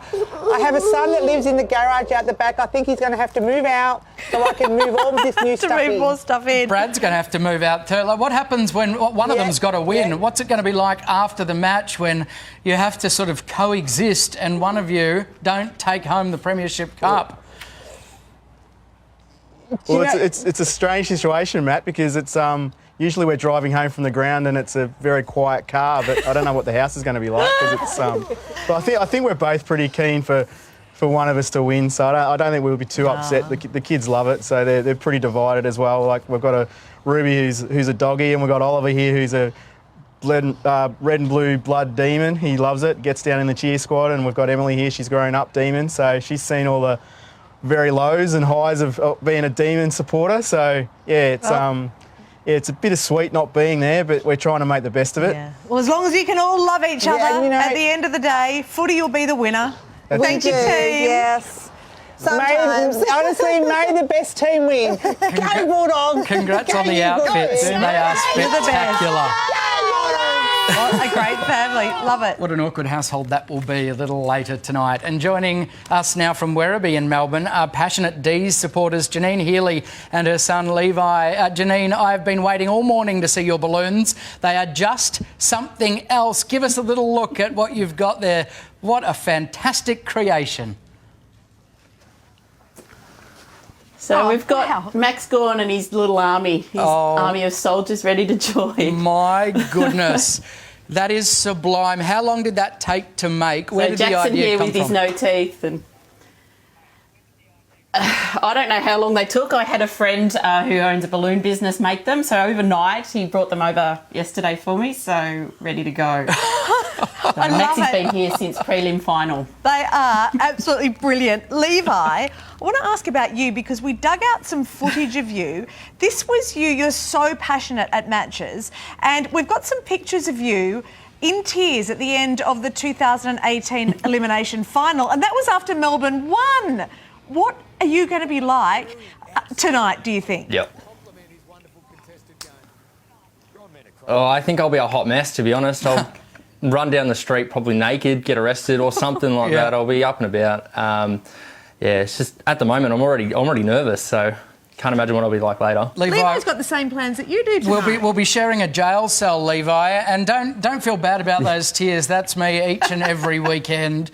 I will be totally out of control if they manage to find a way over the line tonight. How much does the club mean to you? The top means to me pretty much everything that I've lived for. Like I've never seen a premiership. I've been a footy supporter my whole life. So being to the top, I never thought I'd see Melbourne colours on the cup. So, yeah, pretty exciting. Janine, how difficult is it not to be there, to be able to see it in person? Yeah, it's hard. Really hard. And not only being there in person, but being with the rest of the Demon Army cheer squad, hugging and congratulating each other at the end or commiserating. It's really hard. It's been a struggle. Let's hope there's a few minor amendments to that wonderful balloon creation behind you. A little balloon premiership cup. A little trophy. A little trophy after tonight. Congrats, guys. Good luck surviving the... there it is. You beauty. Thank you. Ask for one and there it is. We don't have to wait. Supporters. Janine, Levi, enjoy the game tonight. We do perform. I'll see you in prison a little later tonight, Levi. Will do. Thank you. Thanks, Go guys. D's. A lovely date you've got. That's there right. with Levi. Well, with the AFL Grand Final today and the NRL's next week, Australia's consumption of pies, burgers, hot chips and beer is about to go through the roof. Now, that doesn't mean your cholesterol blood sugar level has to as well, though. This morning, how to put on a healthy but really yummy spin on your favourite party food, because you can have your meat pie and eat it too. Weekend Sunrise nutritionist Sarah De Lorenzo is here. Hey, Sarah. Hi. So what have you got? You've actually created stuff and it smells delish. Talk us through it. Okay, so basically what I've done to start is a sweet potato fry. They're so easy to do and they're completely delicious, have got loads of health benefits. All you really have to do with a sweet potato fry is make sure that the oven's really hot. At 230 degrees, throw the sweet potato diced through some olive oil, salt and pepper, and then there you go, you've got sweet potato fries. Again, super healthy, incredibly easy to do. Something else that is delicious, super healthy, is the naked or bunless burger. And you get to pick and choose whatever meat you want, and you can also go down the traditional path of doing things like some cheese, tomato and onion, or you could do the controversial burger ingredients, things like pineapple and pickles. Beetroot? Beetroot. Is that controversial? No, I love beetroot. I love beetroot. Pineapple, you've got to have that on a burger. I can take and leave. That's why I think they're controversial, because I'm not a pineapple on a burger kind of person. I love the pineapple. I quite like a nude burger. You got me onto them. Yes. And they're, you know, you can have them, still have the burger experience, but not get all that fat. Absolutely, and you get to pick whatever meat you like. And something else you could do at home this afternoon in preparation for the game would be to make your own little meat party pies. All you do is get your meat of choice, like inner mince and then the puff pastry. And the great thing about this is it's a product that you've made yourself with not with a 2-star rating like a lot of mainstream mass-produced ones, but with a 5-star rating, and there's no preservatives or additives, and it's delicious, and you've done it yourself. What goes in the mince? Because no one on earth knows what's actually in the mince of a party pie. Of a store-bought one? Yeah, in your one. Mine's super healthy. Some things are better left unsaid. So things like emulsifiers, flavour enhancers, additives, That's in all the bad stuff, but in the good one, vegetable what's oil, in this? all of that. So basically I've got mince, I've got carrot in there, I've also got a little bit of gravy, and I've done a lamb mince in that. Onion and garlic as well. Sausage rolls. Okay, you guys, we're doing a cooking demonstration. Yeah. So, Mon, you're here, Matt, you're on the left. We're going to do a Cheats sausage roll. Put your gloves on first. This is something that anyone could do. It's so easy. Now, I want you to visualise the puff pastry in half down the centre, and in the second quarter, I want you to push out the sausage and in the shape. What am I doing getting these Okay, first? so I've cut the tops off, yeah? So grab a sausage each. And then? Now, I want you to squeeze it and push it out there like you would toothpaste. Make a column down there. I've cut the... Even that's offensive. That is really offensive. So then... Jeez, this morning's taken a turn. And so then what we're going to do is basically fill that... Keep going. And just so we've got more down there, and you can empty as many as you can to form your best version of a sausage roll. And then once you've done that, so we can do, Mon, you could probably make grab the rest one of this in 40 seconds, Yes, Sarah? you can. 'Cause that's all so I've got basically, left. Matt, put some, flatten yours out. Right. Put some mustard down there, and you've got some sage. Mon, you've got some thyme, some mustard as well. On the left-hand side, you've got your egg wash. Right. I want you with your brush on the the left, Matt, left-hand side. It's on the right now. It's too late. Okay. Left, Mon, you've got it right. Okay, so what you're basically going to do is you're going to fold it over from this way. Yeah, Mon's got it, and again, and then fold it, and there you've got you. But I'm assuming. And then you've got, see, Mon knows. And there you have it. 25 minutes in the oven. Looks good. It looks perfect. I don't know. Let the viewers decide. Which would you choose? It's a Cheats sausage roll, but you saw how easy that is to make. You just get a good quality sausage, and there you have it, 25 minutes You in are the oven. frightening in those gloves. Right. Thanks, Sam. We're off to the movies now, and just when we thought that things were starting to get back to normal, lockdowns have once again wreaked havoc on the cinema industry.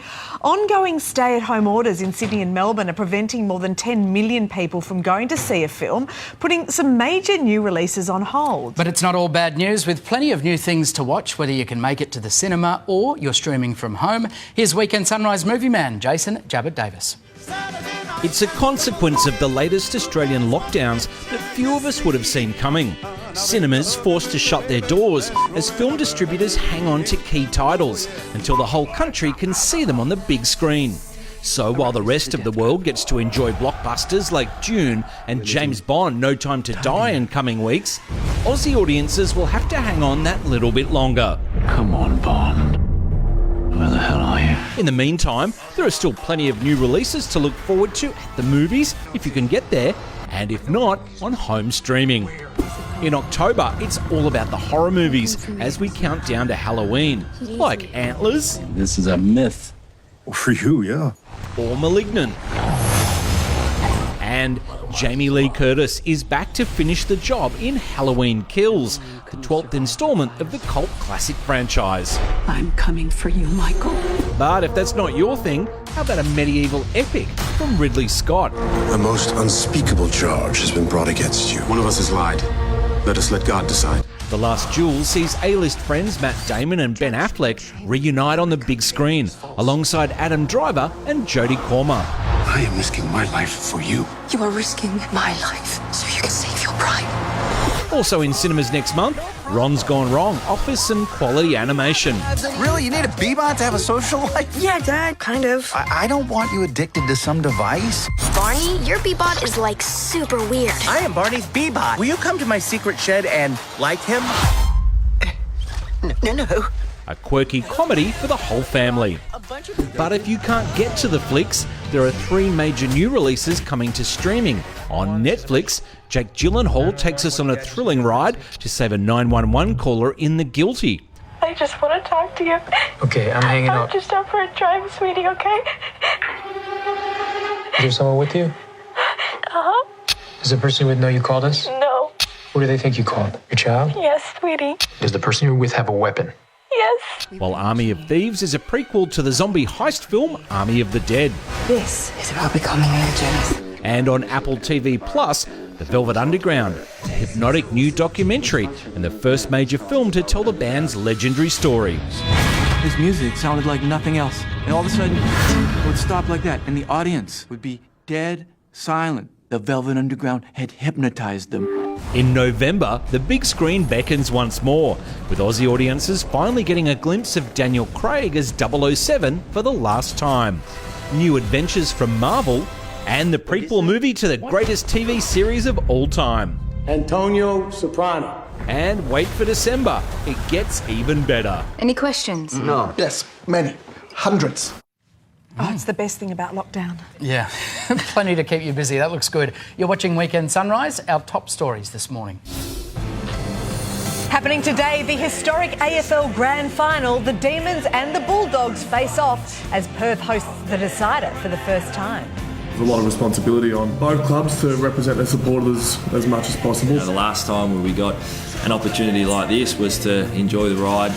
You never know when your next opportunity might be. This morning, can the Demons break their 57-year title drought? Weekend Sunrise has exclusive access with all the latest team news. Happening now, fans in a frenzy from die-hard Demons to Bulldogs buffs. So many families split right down the middle. This morning, the supporters cheering from home as lockdown forces the grand final out of Melbourne for a second straight year. New this morning, the world's new alliance. Prime Minister Scott Morrison joins the leaders of the US, India and Japan for their first face-to-face meeting. The big decision they've just made on COVID. And breaking overnight, the Rabbitohs into the NRL grand final. South Sydney are through. The Manly season comes to an end. South's thumping victory over the Sea Eagles has fans in a spin on Weekend Sunrise this Saturday, the 25th of September 2021.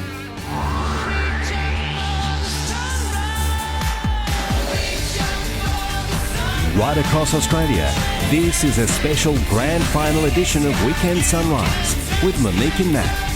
We've decided to go a little understated this morning. It is a reasonably big day today. What is it today? Oh my gosh, this is the biggest day in his life. Kendall, I'm sorry, I know you're not married yet, but I think that this is going to peak that. He hasn't eaten, hasn't slept. And you know what? It's the same for fans all over Australia because this means a lot. It is AFL Grand Final Day. Today, the Melbourne Demons take on the Western Bulldogs in Perth after COVID once again scuttled plans to host the thriller at the MCG. We are celebrating, rightfully so, here at Brekkie Central, along with so many fans at home who are unable to get to the game. So for the very first time, the epic decider takes place at Perth's Optus Stadium. The Lord Mayor of Perth, 7 AFL commentator Lord Basil Zemplers joins us from the stadium this morning.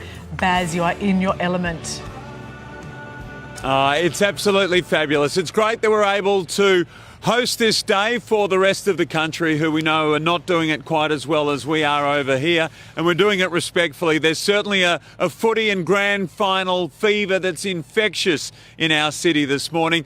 The entire town has embraced this opportunity to host the biggest event on the AFL calendar. Of course, the Demons play the Bulldogs here. That's Matt's Demons against the Bulldogs at the beautiful Optus Stadium, the best stadium of its kind anywhere in the world, really, and a season that will cap off what's been a great pursuit of resilience that was almost derailed by COVID. But today, WA comes together, not taking over the grand final, but making sure as custodians we look after the great traditions for our great game. And rest assured, this will be a day for the history books. We have a team of reporters covering every angle in Grand Final City today. First, let's go to Tom Brown, who's here in Perth, just over there at the Matagarup Bridge. Tom's been covering all of the action and the build-up of the two teams. Tom, good morning to you on Grand Final Day. A big good morning, Basil. It's already an incredible atmosphere, really a buzz outside the stadium on a perfect morning here in Perth this morning. You mentioned the bridge, the Sherrin is up. That went up there yesterday. It's a giant red Sherrin. Some Bulldogs fans, a lot of them will march on the stadium from here early this afternoon. In terms of the team's preparations, they've been perfect, probably because of this week off. I watched both clubs team train on Optus yesterday for their captain's runs. Melbourne, noticeably perfect. I watched from the pocket. They hardly missed a goal. They had coaches' presentations last night. Spoke to Paul Roos yesterday. His simple message, continue to the Demons, Matt, to be selfless and just stick with what they've been doing. They'll try and relax this morning. I'm not bad at tracking down teams, Basil. We'll have hopefully some pictures from both camps on our coverage early this afternoon. But the team's preparation's perfect and a perfect morning here in Perth for this historic event today. Good on you, Tommy. It's wonderful to have you here. And Cyan Doherty is in Perth, in the city at Elizabeth Quay. Cyan, we know that our city has embraced this moment in the spotlight, a real opportunity for us to showcase our city and what we're capable of when we need to step up. Good morning to you. Good morning, Baz. That's right. The people of Perth have well and truly got behind this grand final, and why wouldn't you? The excitement has reached fever pitch. It really all started on Sunday with the Brownlow medal and has just built from then. There have been events every day in the city in Forest Chase, which has been fittingly renamed as Footy Place. There have been stars there have been activities, and of course yesterday was the location of the People's Parade. In lieu of the traditional grand final parade, we had both teams, local fans who cannot believe their luck that their team will actually be playing this weekend, meeting in the middle. There was marching, there was singing, there was celebration. Thousands of people turned out, and anyone who wasn't in the city, it seems, were at Optus Stadium for that final training session. At least 20,000 fans turned out, and the most popular accessory at both of those was the Bailey Smith mullet. There are usually a few mullets around Perth, but I think that the haircut's taken on a new popularity this week. So 20,000 people there yesterday, and today, of course, there will be 60,000 lucky fans at that stadium. It's sold out, those public tickets, in less than 10 minutes. So the excitement in Perth, it's really hard to put into words. People are making the most of what could be a once-in-a-lifetime opportunity. The weather's looking perfect, a 25-degree forecast. We'll have that updated one in about 45 minutes, but it seems even the weather gods are smiling down on Perth today. Baz. They most certainly are saying, yes, it is cold at the moment, but by the time we get closer to bounce down, it's going to be absolutely perfect. So we're lucky over here. We're able to host the game and move around the community freely. We know it's not as easy, in particular for people in Melbourne. Normally grand final day in Victoria, very different. Christy Cooper is with us and can give us a sense of how Melburnians are celebrating this day under COVID restrictions. Not easy, I'm sure, Christy. Good morning. It's not easy, Baz, but people are certainly finding a way. We're a resilient bunch here in Victoria. Here at the MCG, there may be no game on today, but there's still plenty of fun and excitement. Many people have brought their exercise here and their small groups of 5 socially distanced here. There's also quite a bit of rivalry. Ladies, are you two friends or foes this morning? We've been friends for a long time, but not today. It's all bets are off. Bets are off. Yeah. We have a punch on later. We could be saying goodbye today. It could be the end of a very long relationship and friendship. Usually you'd be watching the game together. There's curfew starting at 9 o'clock tonight. Are you going to be able to watch the game together tonight, or have you thought about how that might work? No, sadly not this year. Can't watch it together this year, but we're hoping for next year that maybe we can come back again and have another chance. Guys, how excited are you? Everyone make some noise. Come on! They're excited, Baz. Back to you. Yeah, terrific. And great that they can embrace the day, albeit very differently. So Seven's coverage of AFL Grand Final Day, it's underway and really kicks into the next gear right after weekend sunrise. A huge day ahead in Perth. Hope you can enjoy it right around the country wherever you are. For now, from Perth, Sally, back to you. All right, thank you, Baz. Good morning. There's a major call to arms across Queensland this weekend as the state desperately tries to improve its vaccination rate. Live now to Jordan Bissell in Brisbane. Morning, Jordan. That double dose marker is slowly going up. Sally, that's right. Last weekend, Super Pfizer weekend, was a huge success with a record number of Queenslanders coming out to get their first or second shot of the vaccine. However, we are still lagging well behind the rest of the state, second last only to Western Australia, with just over 40% of Queenslanders double dosed. Now, our Premier has long said that she wants at least 80% of people vaccinated before she even plans to open the borders. But with just over 40% and a plan to double that in 3 months to the day, it's not looking very optimistic for families who want to be reunited with their loved ones by Christmas. Sally. All right, thank you very much, Jordan. To breaking news, and Victoria's COVID figures have been released. 847 new infections have been recorded over the past 24 hours, the highest spike of this outbreak. More than 59,000 tests were processed. Sadly, one person has died. To more breaking news this morning, and Scott Morrison has spoken of the positive progress achieved at the first in-person Quad meeting between India, Japan and the US. The push to administer vaccine doses to the Indo-Pacific nations dominated talks. The Quad also committed to a dedicated meeting on climate change to be held in Australia next year. To put together a roadmap over the next 12 months that can see how we can combine the best scientific knowledge, industry knowledge and academics coming together to ensure we can transfer our energy technology, clean energy technology, the supply chains that support it, to transform the economies of our region. The nations also discussed emerging technologies, cyberspace and the Taliban. Sport now, and it has all come down to today when the Bulldogs and the Demons do battle for the AFL Premiership Trophy. Minor Premiers Melbourne go into the match as favourites and with the hope of ending their 57-year drought.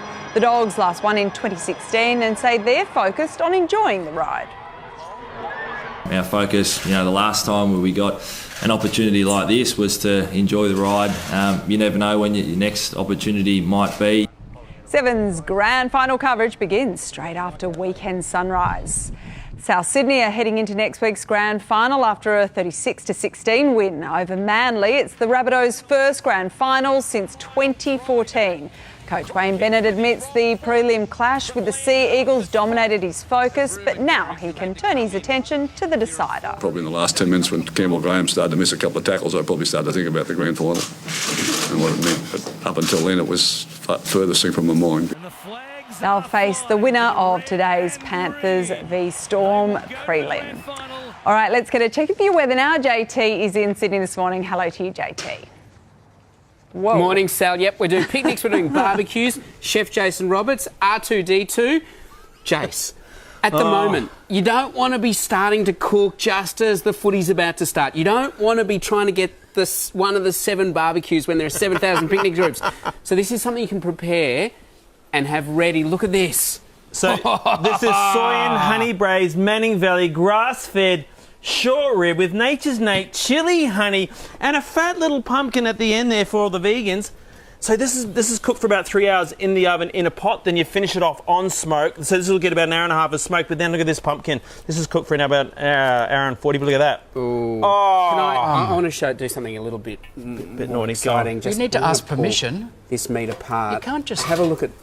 As you pull and these you've butchered it. out, it just falls apart. There you go. That's yours, bro. That's yours. I know what people at home might be thinking, but I don't have a smoker. After the weather forecast, how you can turn your oven into a smoke and make this delicious meat. Let's go to the forecast.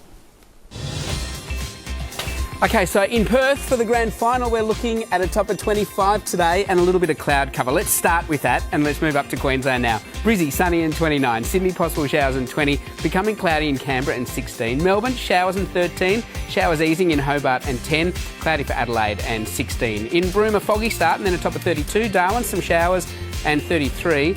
And Alice Springs, mostly sunny and 30 degrees. Okay, Jace. Yes.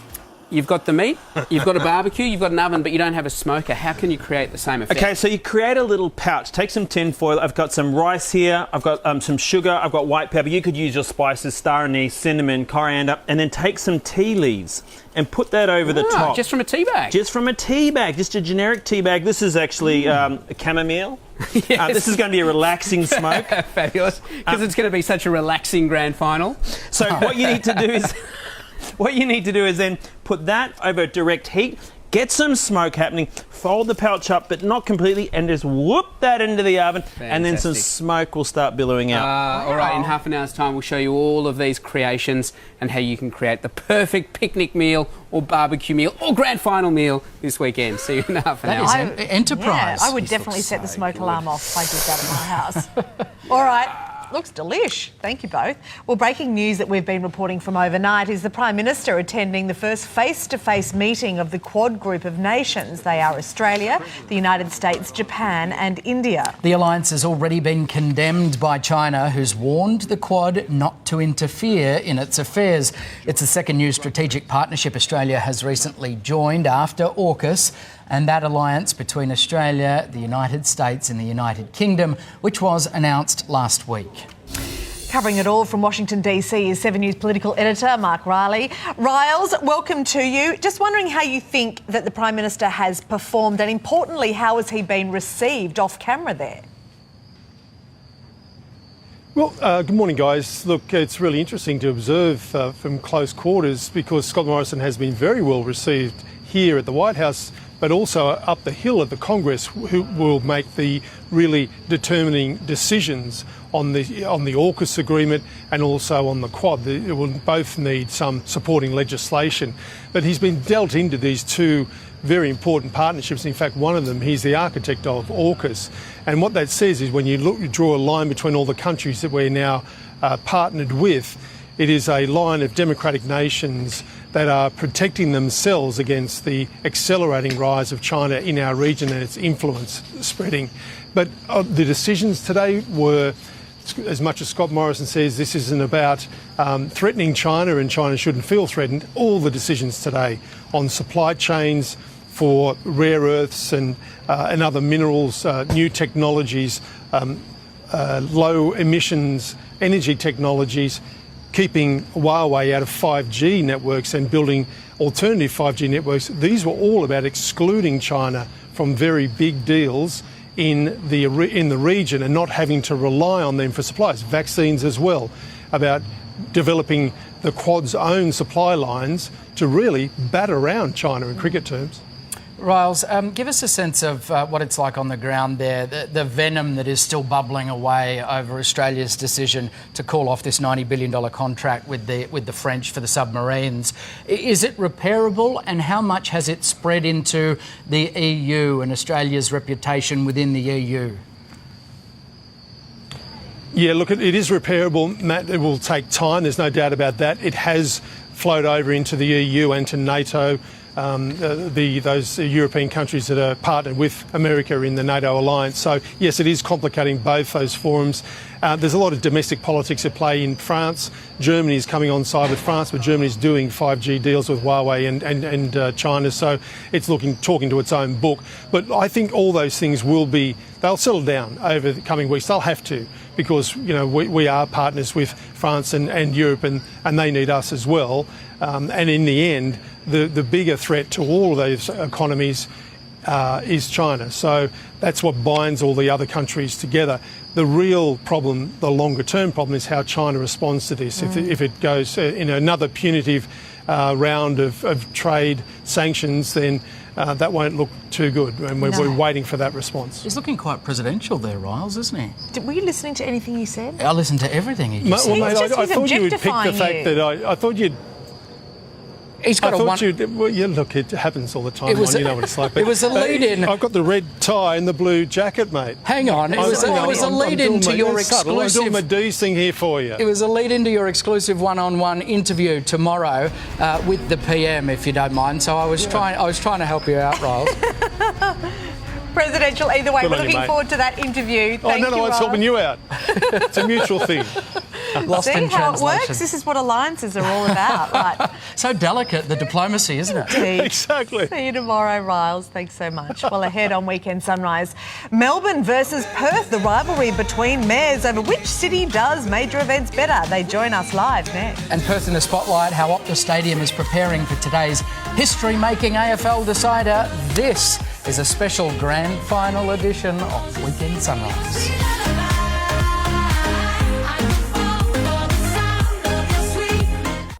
The AFL did away with State of Origin matches at the turn of the century, but that hasn't stopped the interstate and intercity rivalry. Even before today's match, Perth Lord Mayor Basil Zemplus and Melbourne Lord Mayor Sally Camp have had a friendly rivalry, but today Sally's issuing a new challenge, and hopefully it won't involve travel, with restrictions to be locked out of WA from Wednesday.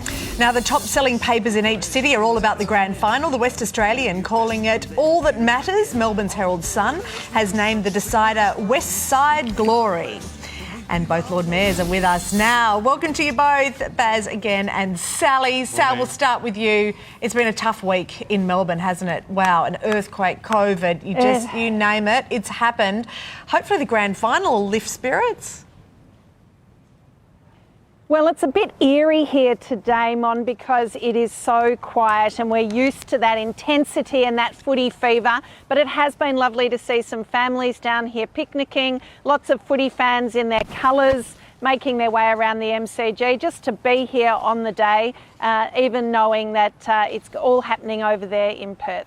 Sally, I love your scarf. You're very, very wise. Basil, not sure about your scarf. It's 37 degrees and blazing sunny out there. Yes, but he's debonair. He's pursued it all day because, just in the name of fashion, Mon, it's a complete contrast in the West. No lockdowns, people out and about and celebrating footy's biggest day of the year. What's it like there, Baz? Look, we really are very lucky, and we know that, and we appreciate the opportunity that has come our way, has come because Melburnians and Victorians are not able to enjoy the freedoms that they would normally be enjoying on grand final day. So we've embraced this opportunity respectfully. We're the custodians, probably only for 1 year. Our commitment is to do the game justice, to put on a good show, and to do it with all of the people around the country who aren't able to enjoy the day that we are, with them in mind. And we hope that that respect comes across, because that's been the approach from here in Perth and Western Australia to this big day. Baz, you had a bit of an idea, a bit of a special request for fans at tonight's match there at the stadium, but it's been really controversial. I've actually been surprised with how it's been met. Just recap for everyone what your idea is. Sure, yeah. Yeah, I must say more controversial than I expected and imagined. Organically, it started. One of the former Fremantle Dockers rang me and said, why don't we do something during the game to tell everybody around the country we're thinking of them? And he said, as Lord Mayor, you probably you're the only one that can get something going. I floated it on radio yesterday, said, what do you think? We had a lot of callers say, what a great idea. Why don't we stand? And organically, the idea came to stand at the 20-minute and 21-second mark of the first quarter. Polite applause just to say to the rest of the country, and particularly Melburnians, that we're thinking of them. We know they're not doing it quite as well as we are over here at the moment. So it was nothing more than that. It was meant as respect and gratitude. We'll see if it happens tonight. People know about it. It's their choice. But please know that the intent was pure and it was meant out of respect and nothing more. I think it sounds great. I think it'd be extremely powerful and quite a beautiful moment of solidarity. So we'll see how that plays out. Sally, you have a bit of a challenge for Basil today. Well, we have bet each other about our vaccination rates in each state. We both know and appreciate that it is the main game, really, to get our country vaccinated as quickly as possible. And so Basil and I have really challenged ourselves and our states to see who can get to that 80% double vaxxed target soonest. And whoever loses has to fly the other's flag above Town Hall. All right, I love the challenge. I'm sure that Baz will be up for it. Enjoy the game tonight, both of you. Thank you for being with us. Loving the friendly rivalry, Baz and Sally. This is for Matt. Good luck, Sal. We're thinking of you all. Good luck to everyone in Melbourne. Good on you, Collingwood supporter, but go Dave! Okay, I love it, I think. Do people do that for you everywhere you go? It was a bit of a grotesque surprise, but I do appreciate it. Loved it. Good on you, Sal. Baz, keep the scarf on, won't you? All morning and all night. Still to come this morning. Stylish. He is, always. Victoria's COVID figures have just been released, with the state recording its biggest spike in cases yet. We will give you the very latest next. And grand final forecast, the all-important weather conditions for today's match. This is a special edition of Weekend Sunrise as we count down to the clash right here on 7. Look at that.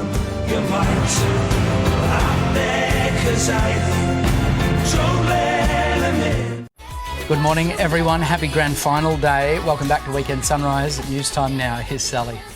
Good morning. Grand final footy fever is sweeping over Perth ahead of today's big dance. Up to 20,000 AFL fans flooded final training sessions for the D's and Dogs. Footy fans are in a frenzy. The Demons selling a year's worth of merchandise in 48 hours. I was stoked. I can't stop shaking. This is amazing. Strong. Sold out crowd of 60,000 fans will pack Perth's Optus Stadium for the Showpiece event. Victoria's COVID figures have been released. 847 new infections have been recorded over the past 24 hours, the highest spike of this outbreak. More than 59,000 tests were processed. Sadly, one person has died. But in some good news for the state, over 1 million vaccines are on their way, with fresh Pfizer and Moderna supplies secured for the coming weeks. They'll be supplied at state-run Vax hubs. Queenslanders are gearing up for a bumper weekend of jabs in arms as the state desperately tries to improve its vaccination rate. The Sunshine State is currently lagging in second doses, only just beating out WA at 44%. Authorities making the call to arms to see numbers surge. Enjoy our wonderful Queensland weather. Come out this weekend and get vaccinated. Premier Anastasia Palaszczuk continues to face pressure to release a roadmap for interstate travel, with no announcement yet on border reopenings for Christmas celebrations. Scott Morrison says the first in-person Quad meeting has been productive. The Prime Minister emerged from discussions a short time ago, saying Australia, India, Japan and the US are committed to administering vaccine doses to nations of the Indo-Pacific. The Quad also committed to a dedicated meeting on climate change to be held in Australia next year. To put together a roadmap over the next 12 months that can see how we can combine the best scientific knowledge, industry knowledge and academics coming together to ensure we can transfer our energy technology, clean energy technology, the supply chains that support it, to transform the economies of our region. The leaders also discussed emerging technologies, cyberspace and the Taliban. Well, Australian football's biggest day is finally here. The Bulldogs and the Demons will today battle it out for the AFL Premiership Trophy. Both teams head into the decider with a feeling of responsibility, but Melbourne captain Max Gawn admits theirs is much greater because of the drought they are hoping to break. There's a lot of responsibility on both clubs to represent their supporters as much as possible, but probably ours with that 57-year drought, there is that tad little bit more. Seven's AFL Grand Final coverage begins right after weekend sunrise. South Sydney will make their first NRL Grand Final appearance since 2014 after thumping Manly 36-16. 2 disallowed tries for the Sea Eagles proved crucial as the Rabbitohs raced to a 22-0 lead at halftime. From there, they kept the pressure despite a late comeback from Manly. Johnston to dive in! Why not? And the Rabbitohs are headed to the Grand Final. South Sydney will take on the winner of today's prelim final between Melbourne and Penrith. All right, let's get another check of your weather today. JT was literally on fire last time we spoke to him, so let's see how he's going today. Looking much more civilised now. What a feast. Morning, Sal. We're ready to feast. And, you know, it's so strange watching the show this morning, thinking about the grand final. For so many years now, I've been out the front of the MCG today talking to the thousands of footy fans that have been out there since the wee hours of the morning, even yesterday. But I guess today is about making the best with what we've got. And if that's having a barbecue or a picnic with a few friends, this is the way to make that as amazing as you possibly can. Jason Roberts has been talking us through some really simple ideas. Yep. Jace, this is basically, instead of going and buying dips, you just roast a couple of eggplants. So think of it as like a gnarly barbecue ganoush. And all they've done is roast the eggplants so they're soft, take the skin off, crush them onto a plate. So this is typical food of Tel Aviv or Middle Eastern food. Lots of greens on that, mint, I'm going to do green onions, za'atar. Lots of za'atar, and then if you're smart, you throw in some delicious aggramato chili oil. This has been my favourite of the day. You put the raw sausages in a pot with a can of beer. This is Wandana beer from up around Mullumbimby. You just boil the beer down. When the beer's gone, it's really sticky, almost like ribs, and the sausages straight in a nice roll on the barbie. Look how sticky it is. It's stuck to the bottom. A bit of coriander on top. You beauty. My presentation is not as good as yours. It still tastes as good. Let's have a look at your weather forecast. So let's start up in Queensland, and Brizzy is going to be sunny today. We're looking at a top of 29. Sydney, possible showers and 20. Becoming cloudy for Canberra and 16. Melbourne, showers and 13. Showers in Hobart and 10. Cloudy and 16 for Adelaide. Perth, 25 degrees today for the grand final. Partly cloudy conditions. Broome, a foggy start and then 32. Darwin, some early showers and 33. And mostly sunny for Alice Springs. This is the piece de resistance. So this is a short rib. Short rib from Manning Valley, grass-fed, braised for 3 hours, onto the smoke for an hour and a half. Look at that. Look, if you squeeze that, I don't know if you can see that. So there. Instead of doing 5 steaks, 5 sausages, hoping to get the timing right, hoping to get a barbecue at the park where there are 7,000 other people having a picnic, prepare that early. I can't stop smiling. Oh, mate, let's eat. Have a great day, everyone. We'll see you tomorrow morning. Jason, thank you so much, mate. What a beautiful feast. Doing it tough as always, JT. Yeah. Yum. Enjoy that for us. Eggplant thing looks All amazing. in. See you soon. Thank you. Still to come on Weekend Sunrise, the biggest show yet for Australia's most expensive sports venue. How Optus Stadium is preparing for today's AFL Decide. An opportunity of a lifetime, the WA Community Football Club given the honour of tossing the coin.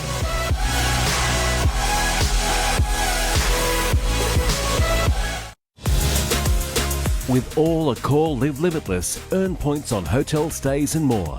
Plus, enjoy flexible bookings in the best hotel and apartment brands. Join now at all.accor.com. Welcome back to a very special edition of Weekend Sunrise on this AFL Grand Final day. It is historic. Let's go back to Perth now, where Basil Zemplis is at Optus Stadium, Baz. Mon, Matt, good morning. Yes, a historic day for the AFL today. The grand final being played right here in Perth for the first time. It's the Bulldogs against the Demons, who are playing, as Matt knows, for their first flag in 57 years.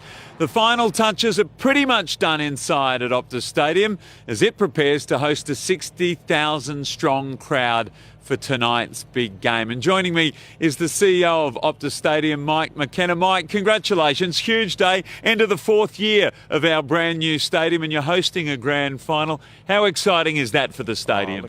For us, the stadium, the staff, and everyone around, in fact, it's the most exciting day. It's a dream come true. One of those fantasies you have, but you never really expect to come true. And what about the preparations? You're used to big days, but this is the biggest day. This is certainly the biggest day by far, but we are used to big days, and it's just a little bit bigger than normal. So for us, our preparations are pretty much standard, but with a sense of anticipation that you don't get for anything else other than a grand final. Mike's the boss. He's done a brilliant job, and you're going to see the stadium at its very best tonight. The halftime show spectacular. Mon and Matt, back to you. We're getting closer and we're getting very excited. Well, we're counting down the seconds. Thank you, Baz. Thanks, guys. Well, let's get a check of the all-important forecast for the match that starts at 5:15 p.m. in Perth. Senior forecaster from the WA Weather Bureau, James Ashley, joins us now. How's it looking for the first bounce and into the evening? G'day, Matt. G'day, Mon. Well, I don't think you could dial in a better evening for weather for an AFL Grand Final. We're looking at a temperature of around 21 or 22 degrees for the bounce down. By the end of the game, it'll be down to about 18 or 19, so almost perfect conditions. Pretty windy here in Perth at the moment, but that's going to ease off, so just light southeasterly winds, so I don't think that's going to be a factor in deciding which end to kick to. And also the humidity is going to stay below about 50%, so Okay, pretty good much stuff. perfect conditions. Okay, but you did say windy now, so that means that you've been hassling Baz all morning about his tie, his scarf, that he has needed it. James, I love this. You've taken a look at both teams. You've analysed the conditions that suits them best. Who gets the advantage from this evening's forecast, do you think? I wish I knew, Mon. So I'm happy for either team. I think both will be pretty happy with the conditions. It should be a great game of footy. Really looking forward to it. I note James in an open collar there, unfazed by the weather. Didn't need the scarf. Good on you, James. Made of hard stuff. James Ashley from the WA Weather Bureau. Thanks for joining us here on Weekend Sunrise. What are you saying about Baz, that he's not made of hard stuff? Just a little bit of flair today. It's him to be debonair. Baz is going to be mad, isn't he? We better go to the break. Coming up, grand final glory. The WA Community Football Club given the honour of tossing the coin. This is a special edition of Weekend Sunrise as we count down to the clash right here on 7.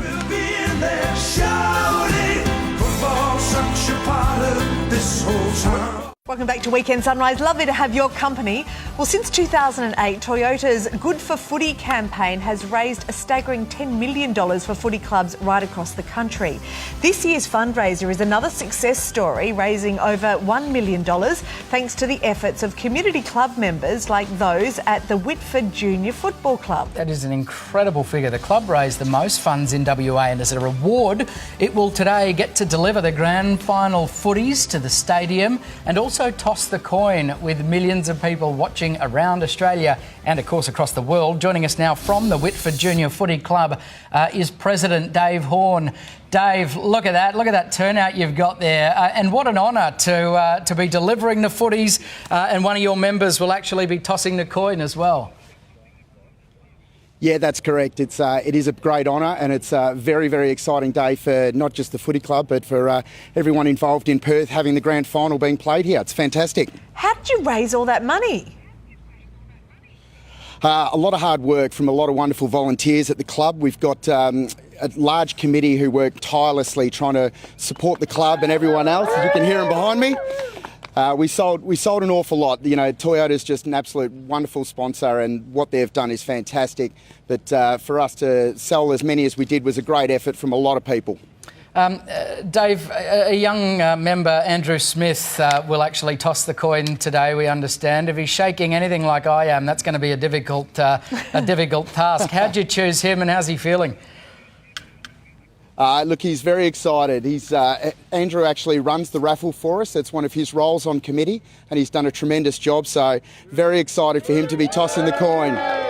Junior football clubs are so important, so great for motivation, for inspiration. What do you see that junior footy clubs do for kids? It's just a wonderful, wonderful sport to play, but when you've got an environment such as what we have at the Whitford Football Club, where it's very caring and welcoming and nurturing sort of place to play junior sport, where we all look after each other and all strive to be as good as we can be on and off the field, it's a wonderful place for kids, and I just think it's the best sport in the world for our kids to be playing.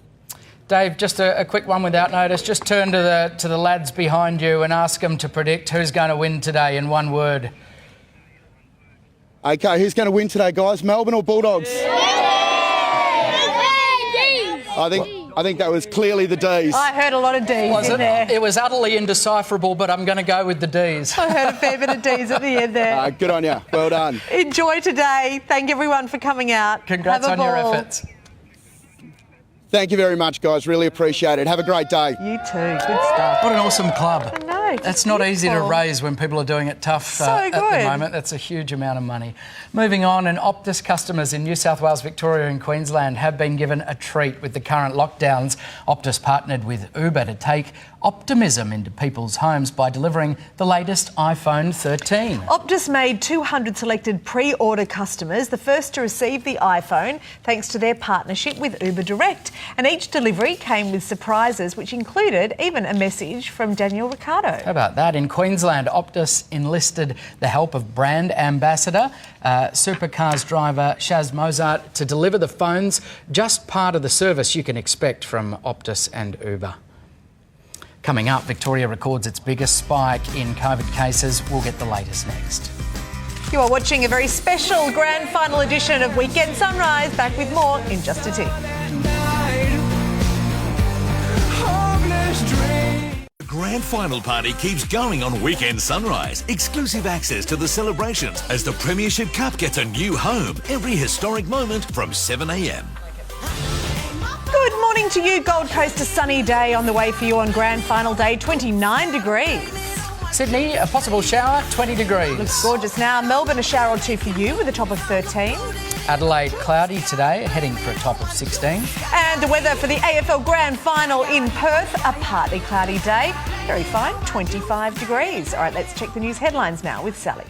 Making news this morning, Perth is gearing up to host the AFL Grand Final blockbuster between the Demons and Bulldogs. A sellout crowd will cheer on the teams from Optus Stadium. Victoria's recorded 847 new COVID cases, the largest spike of this outbreak. And the Prime Minister has locked in a climate change summit to be held in Australia next year after meeting leaders of Japan, the US and India. Matt, you are barely holding it together right now. I can just see.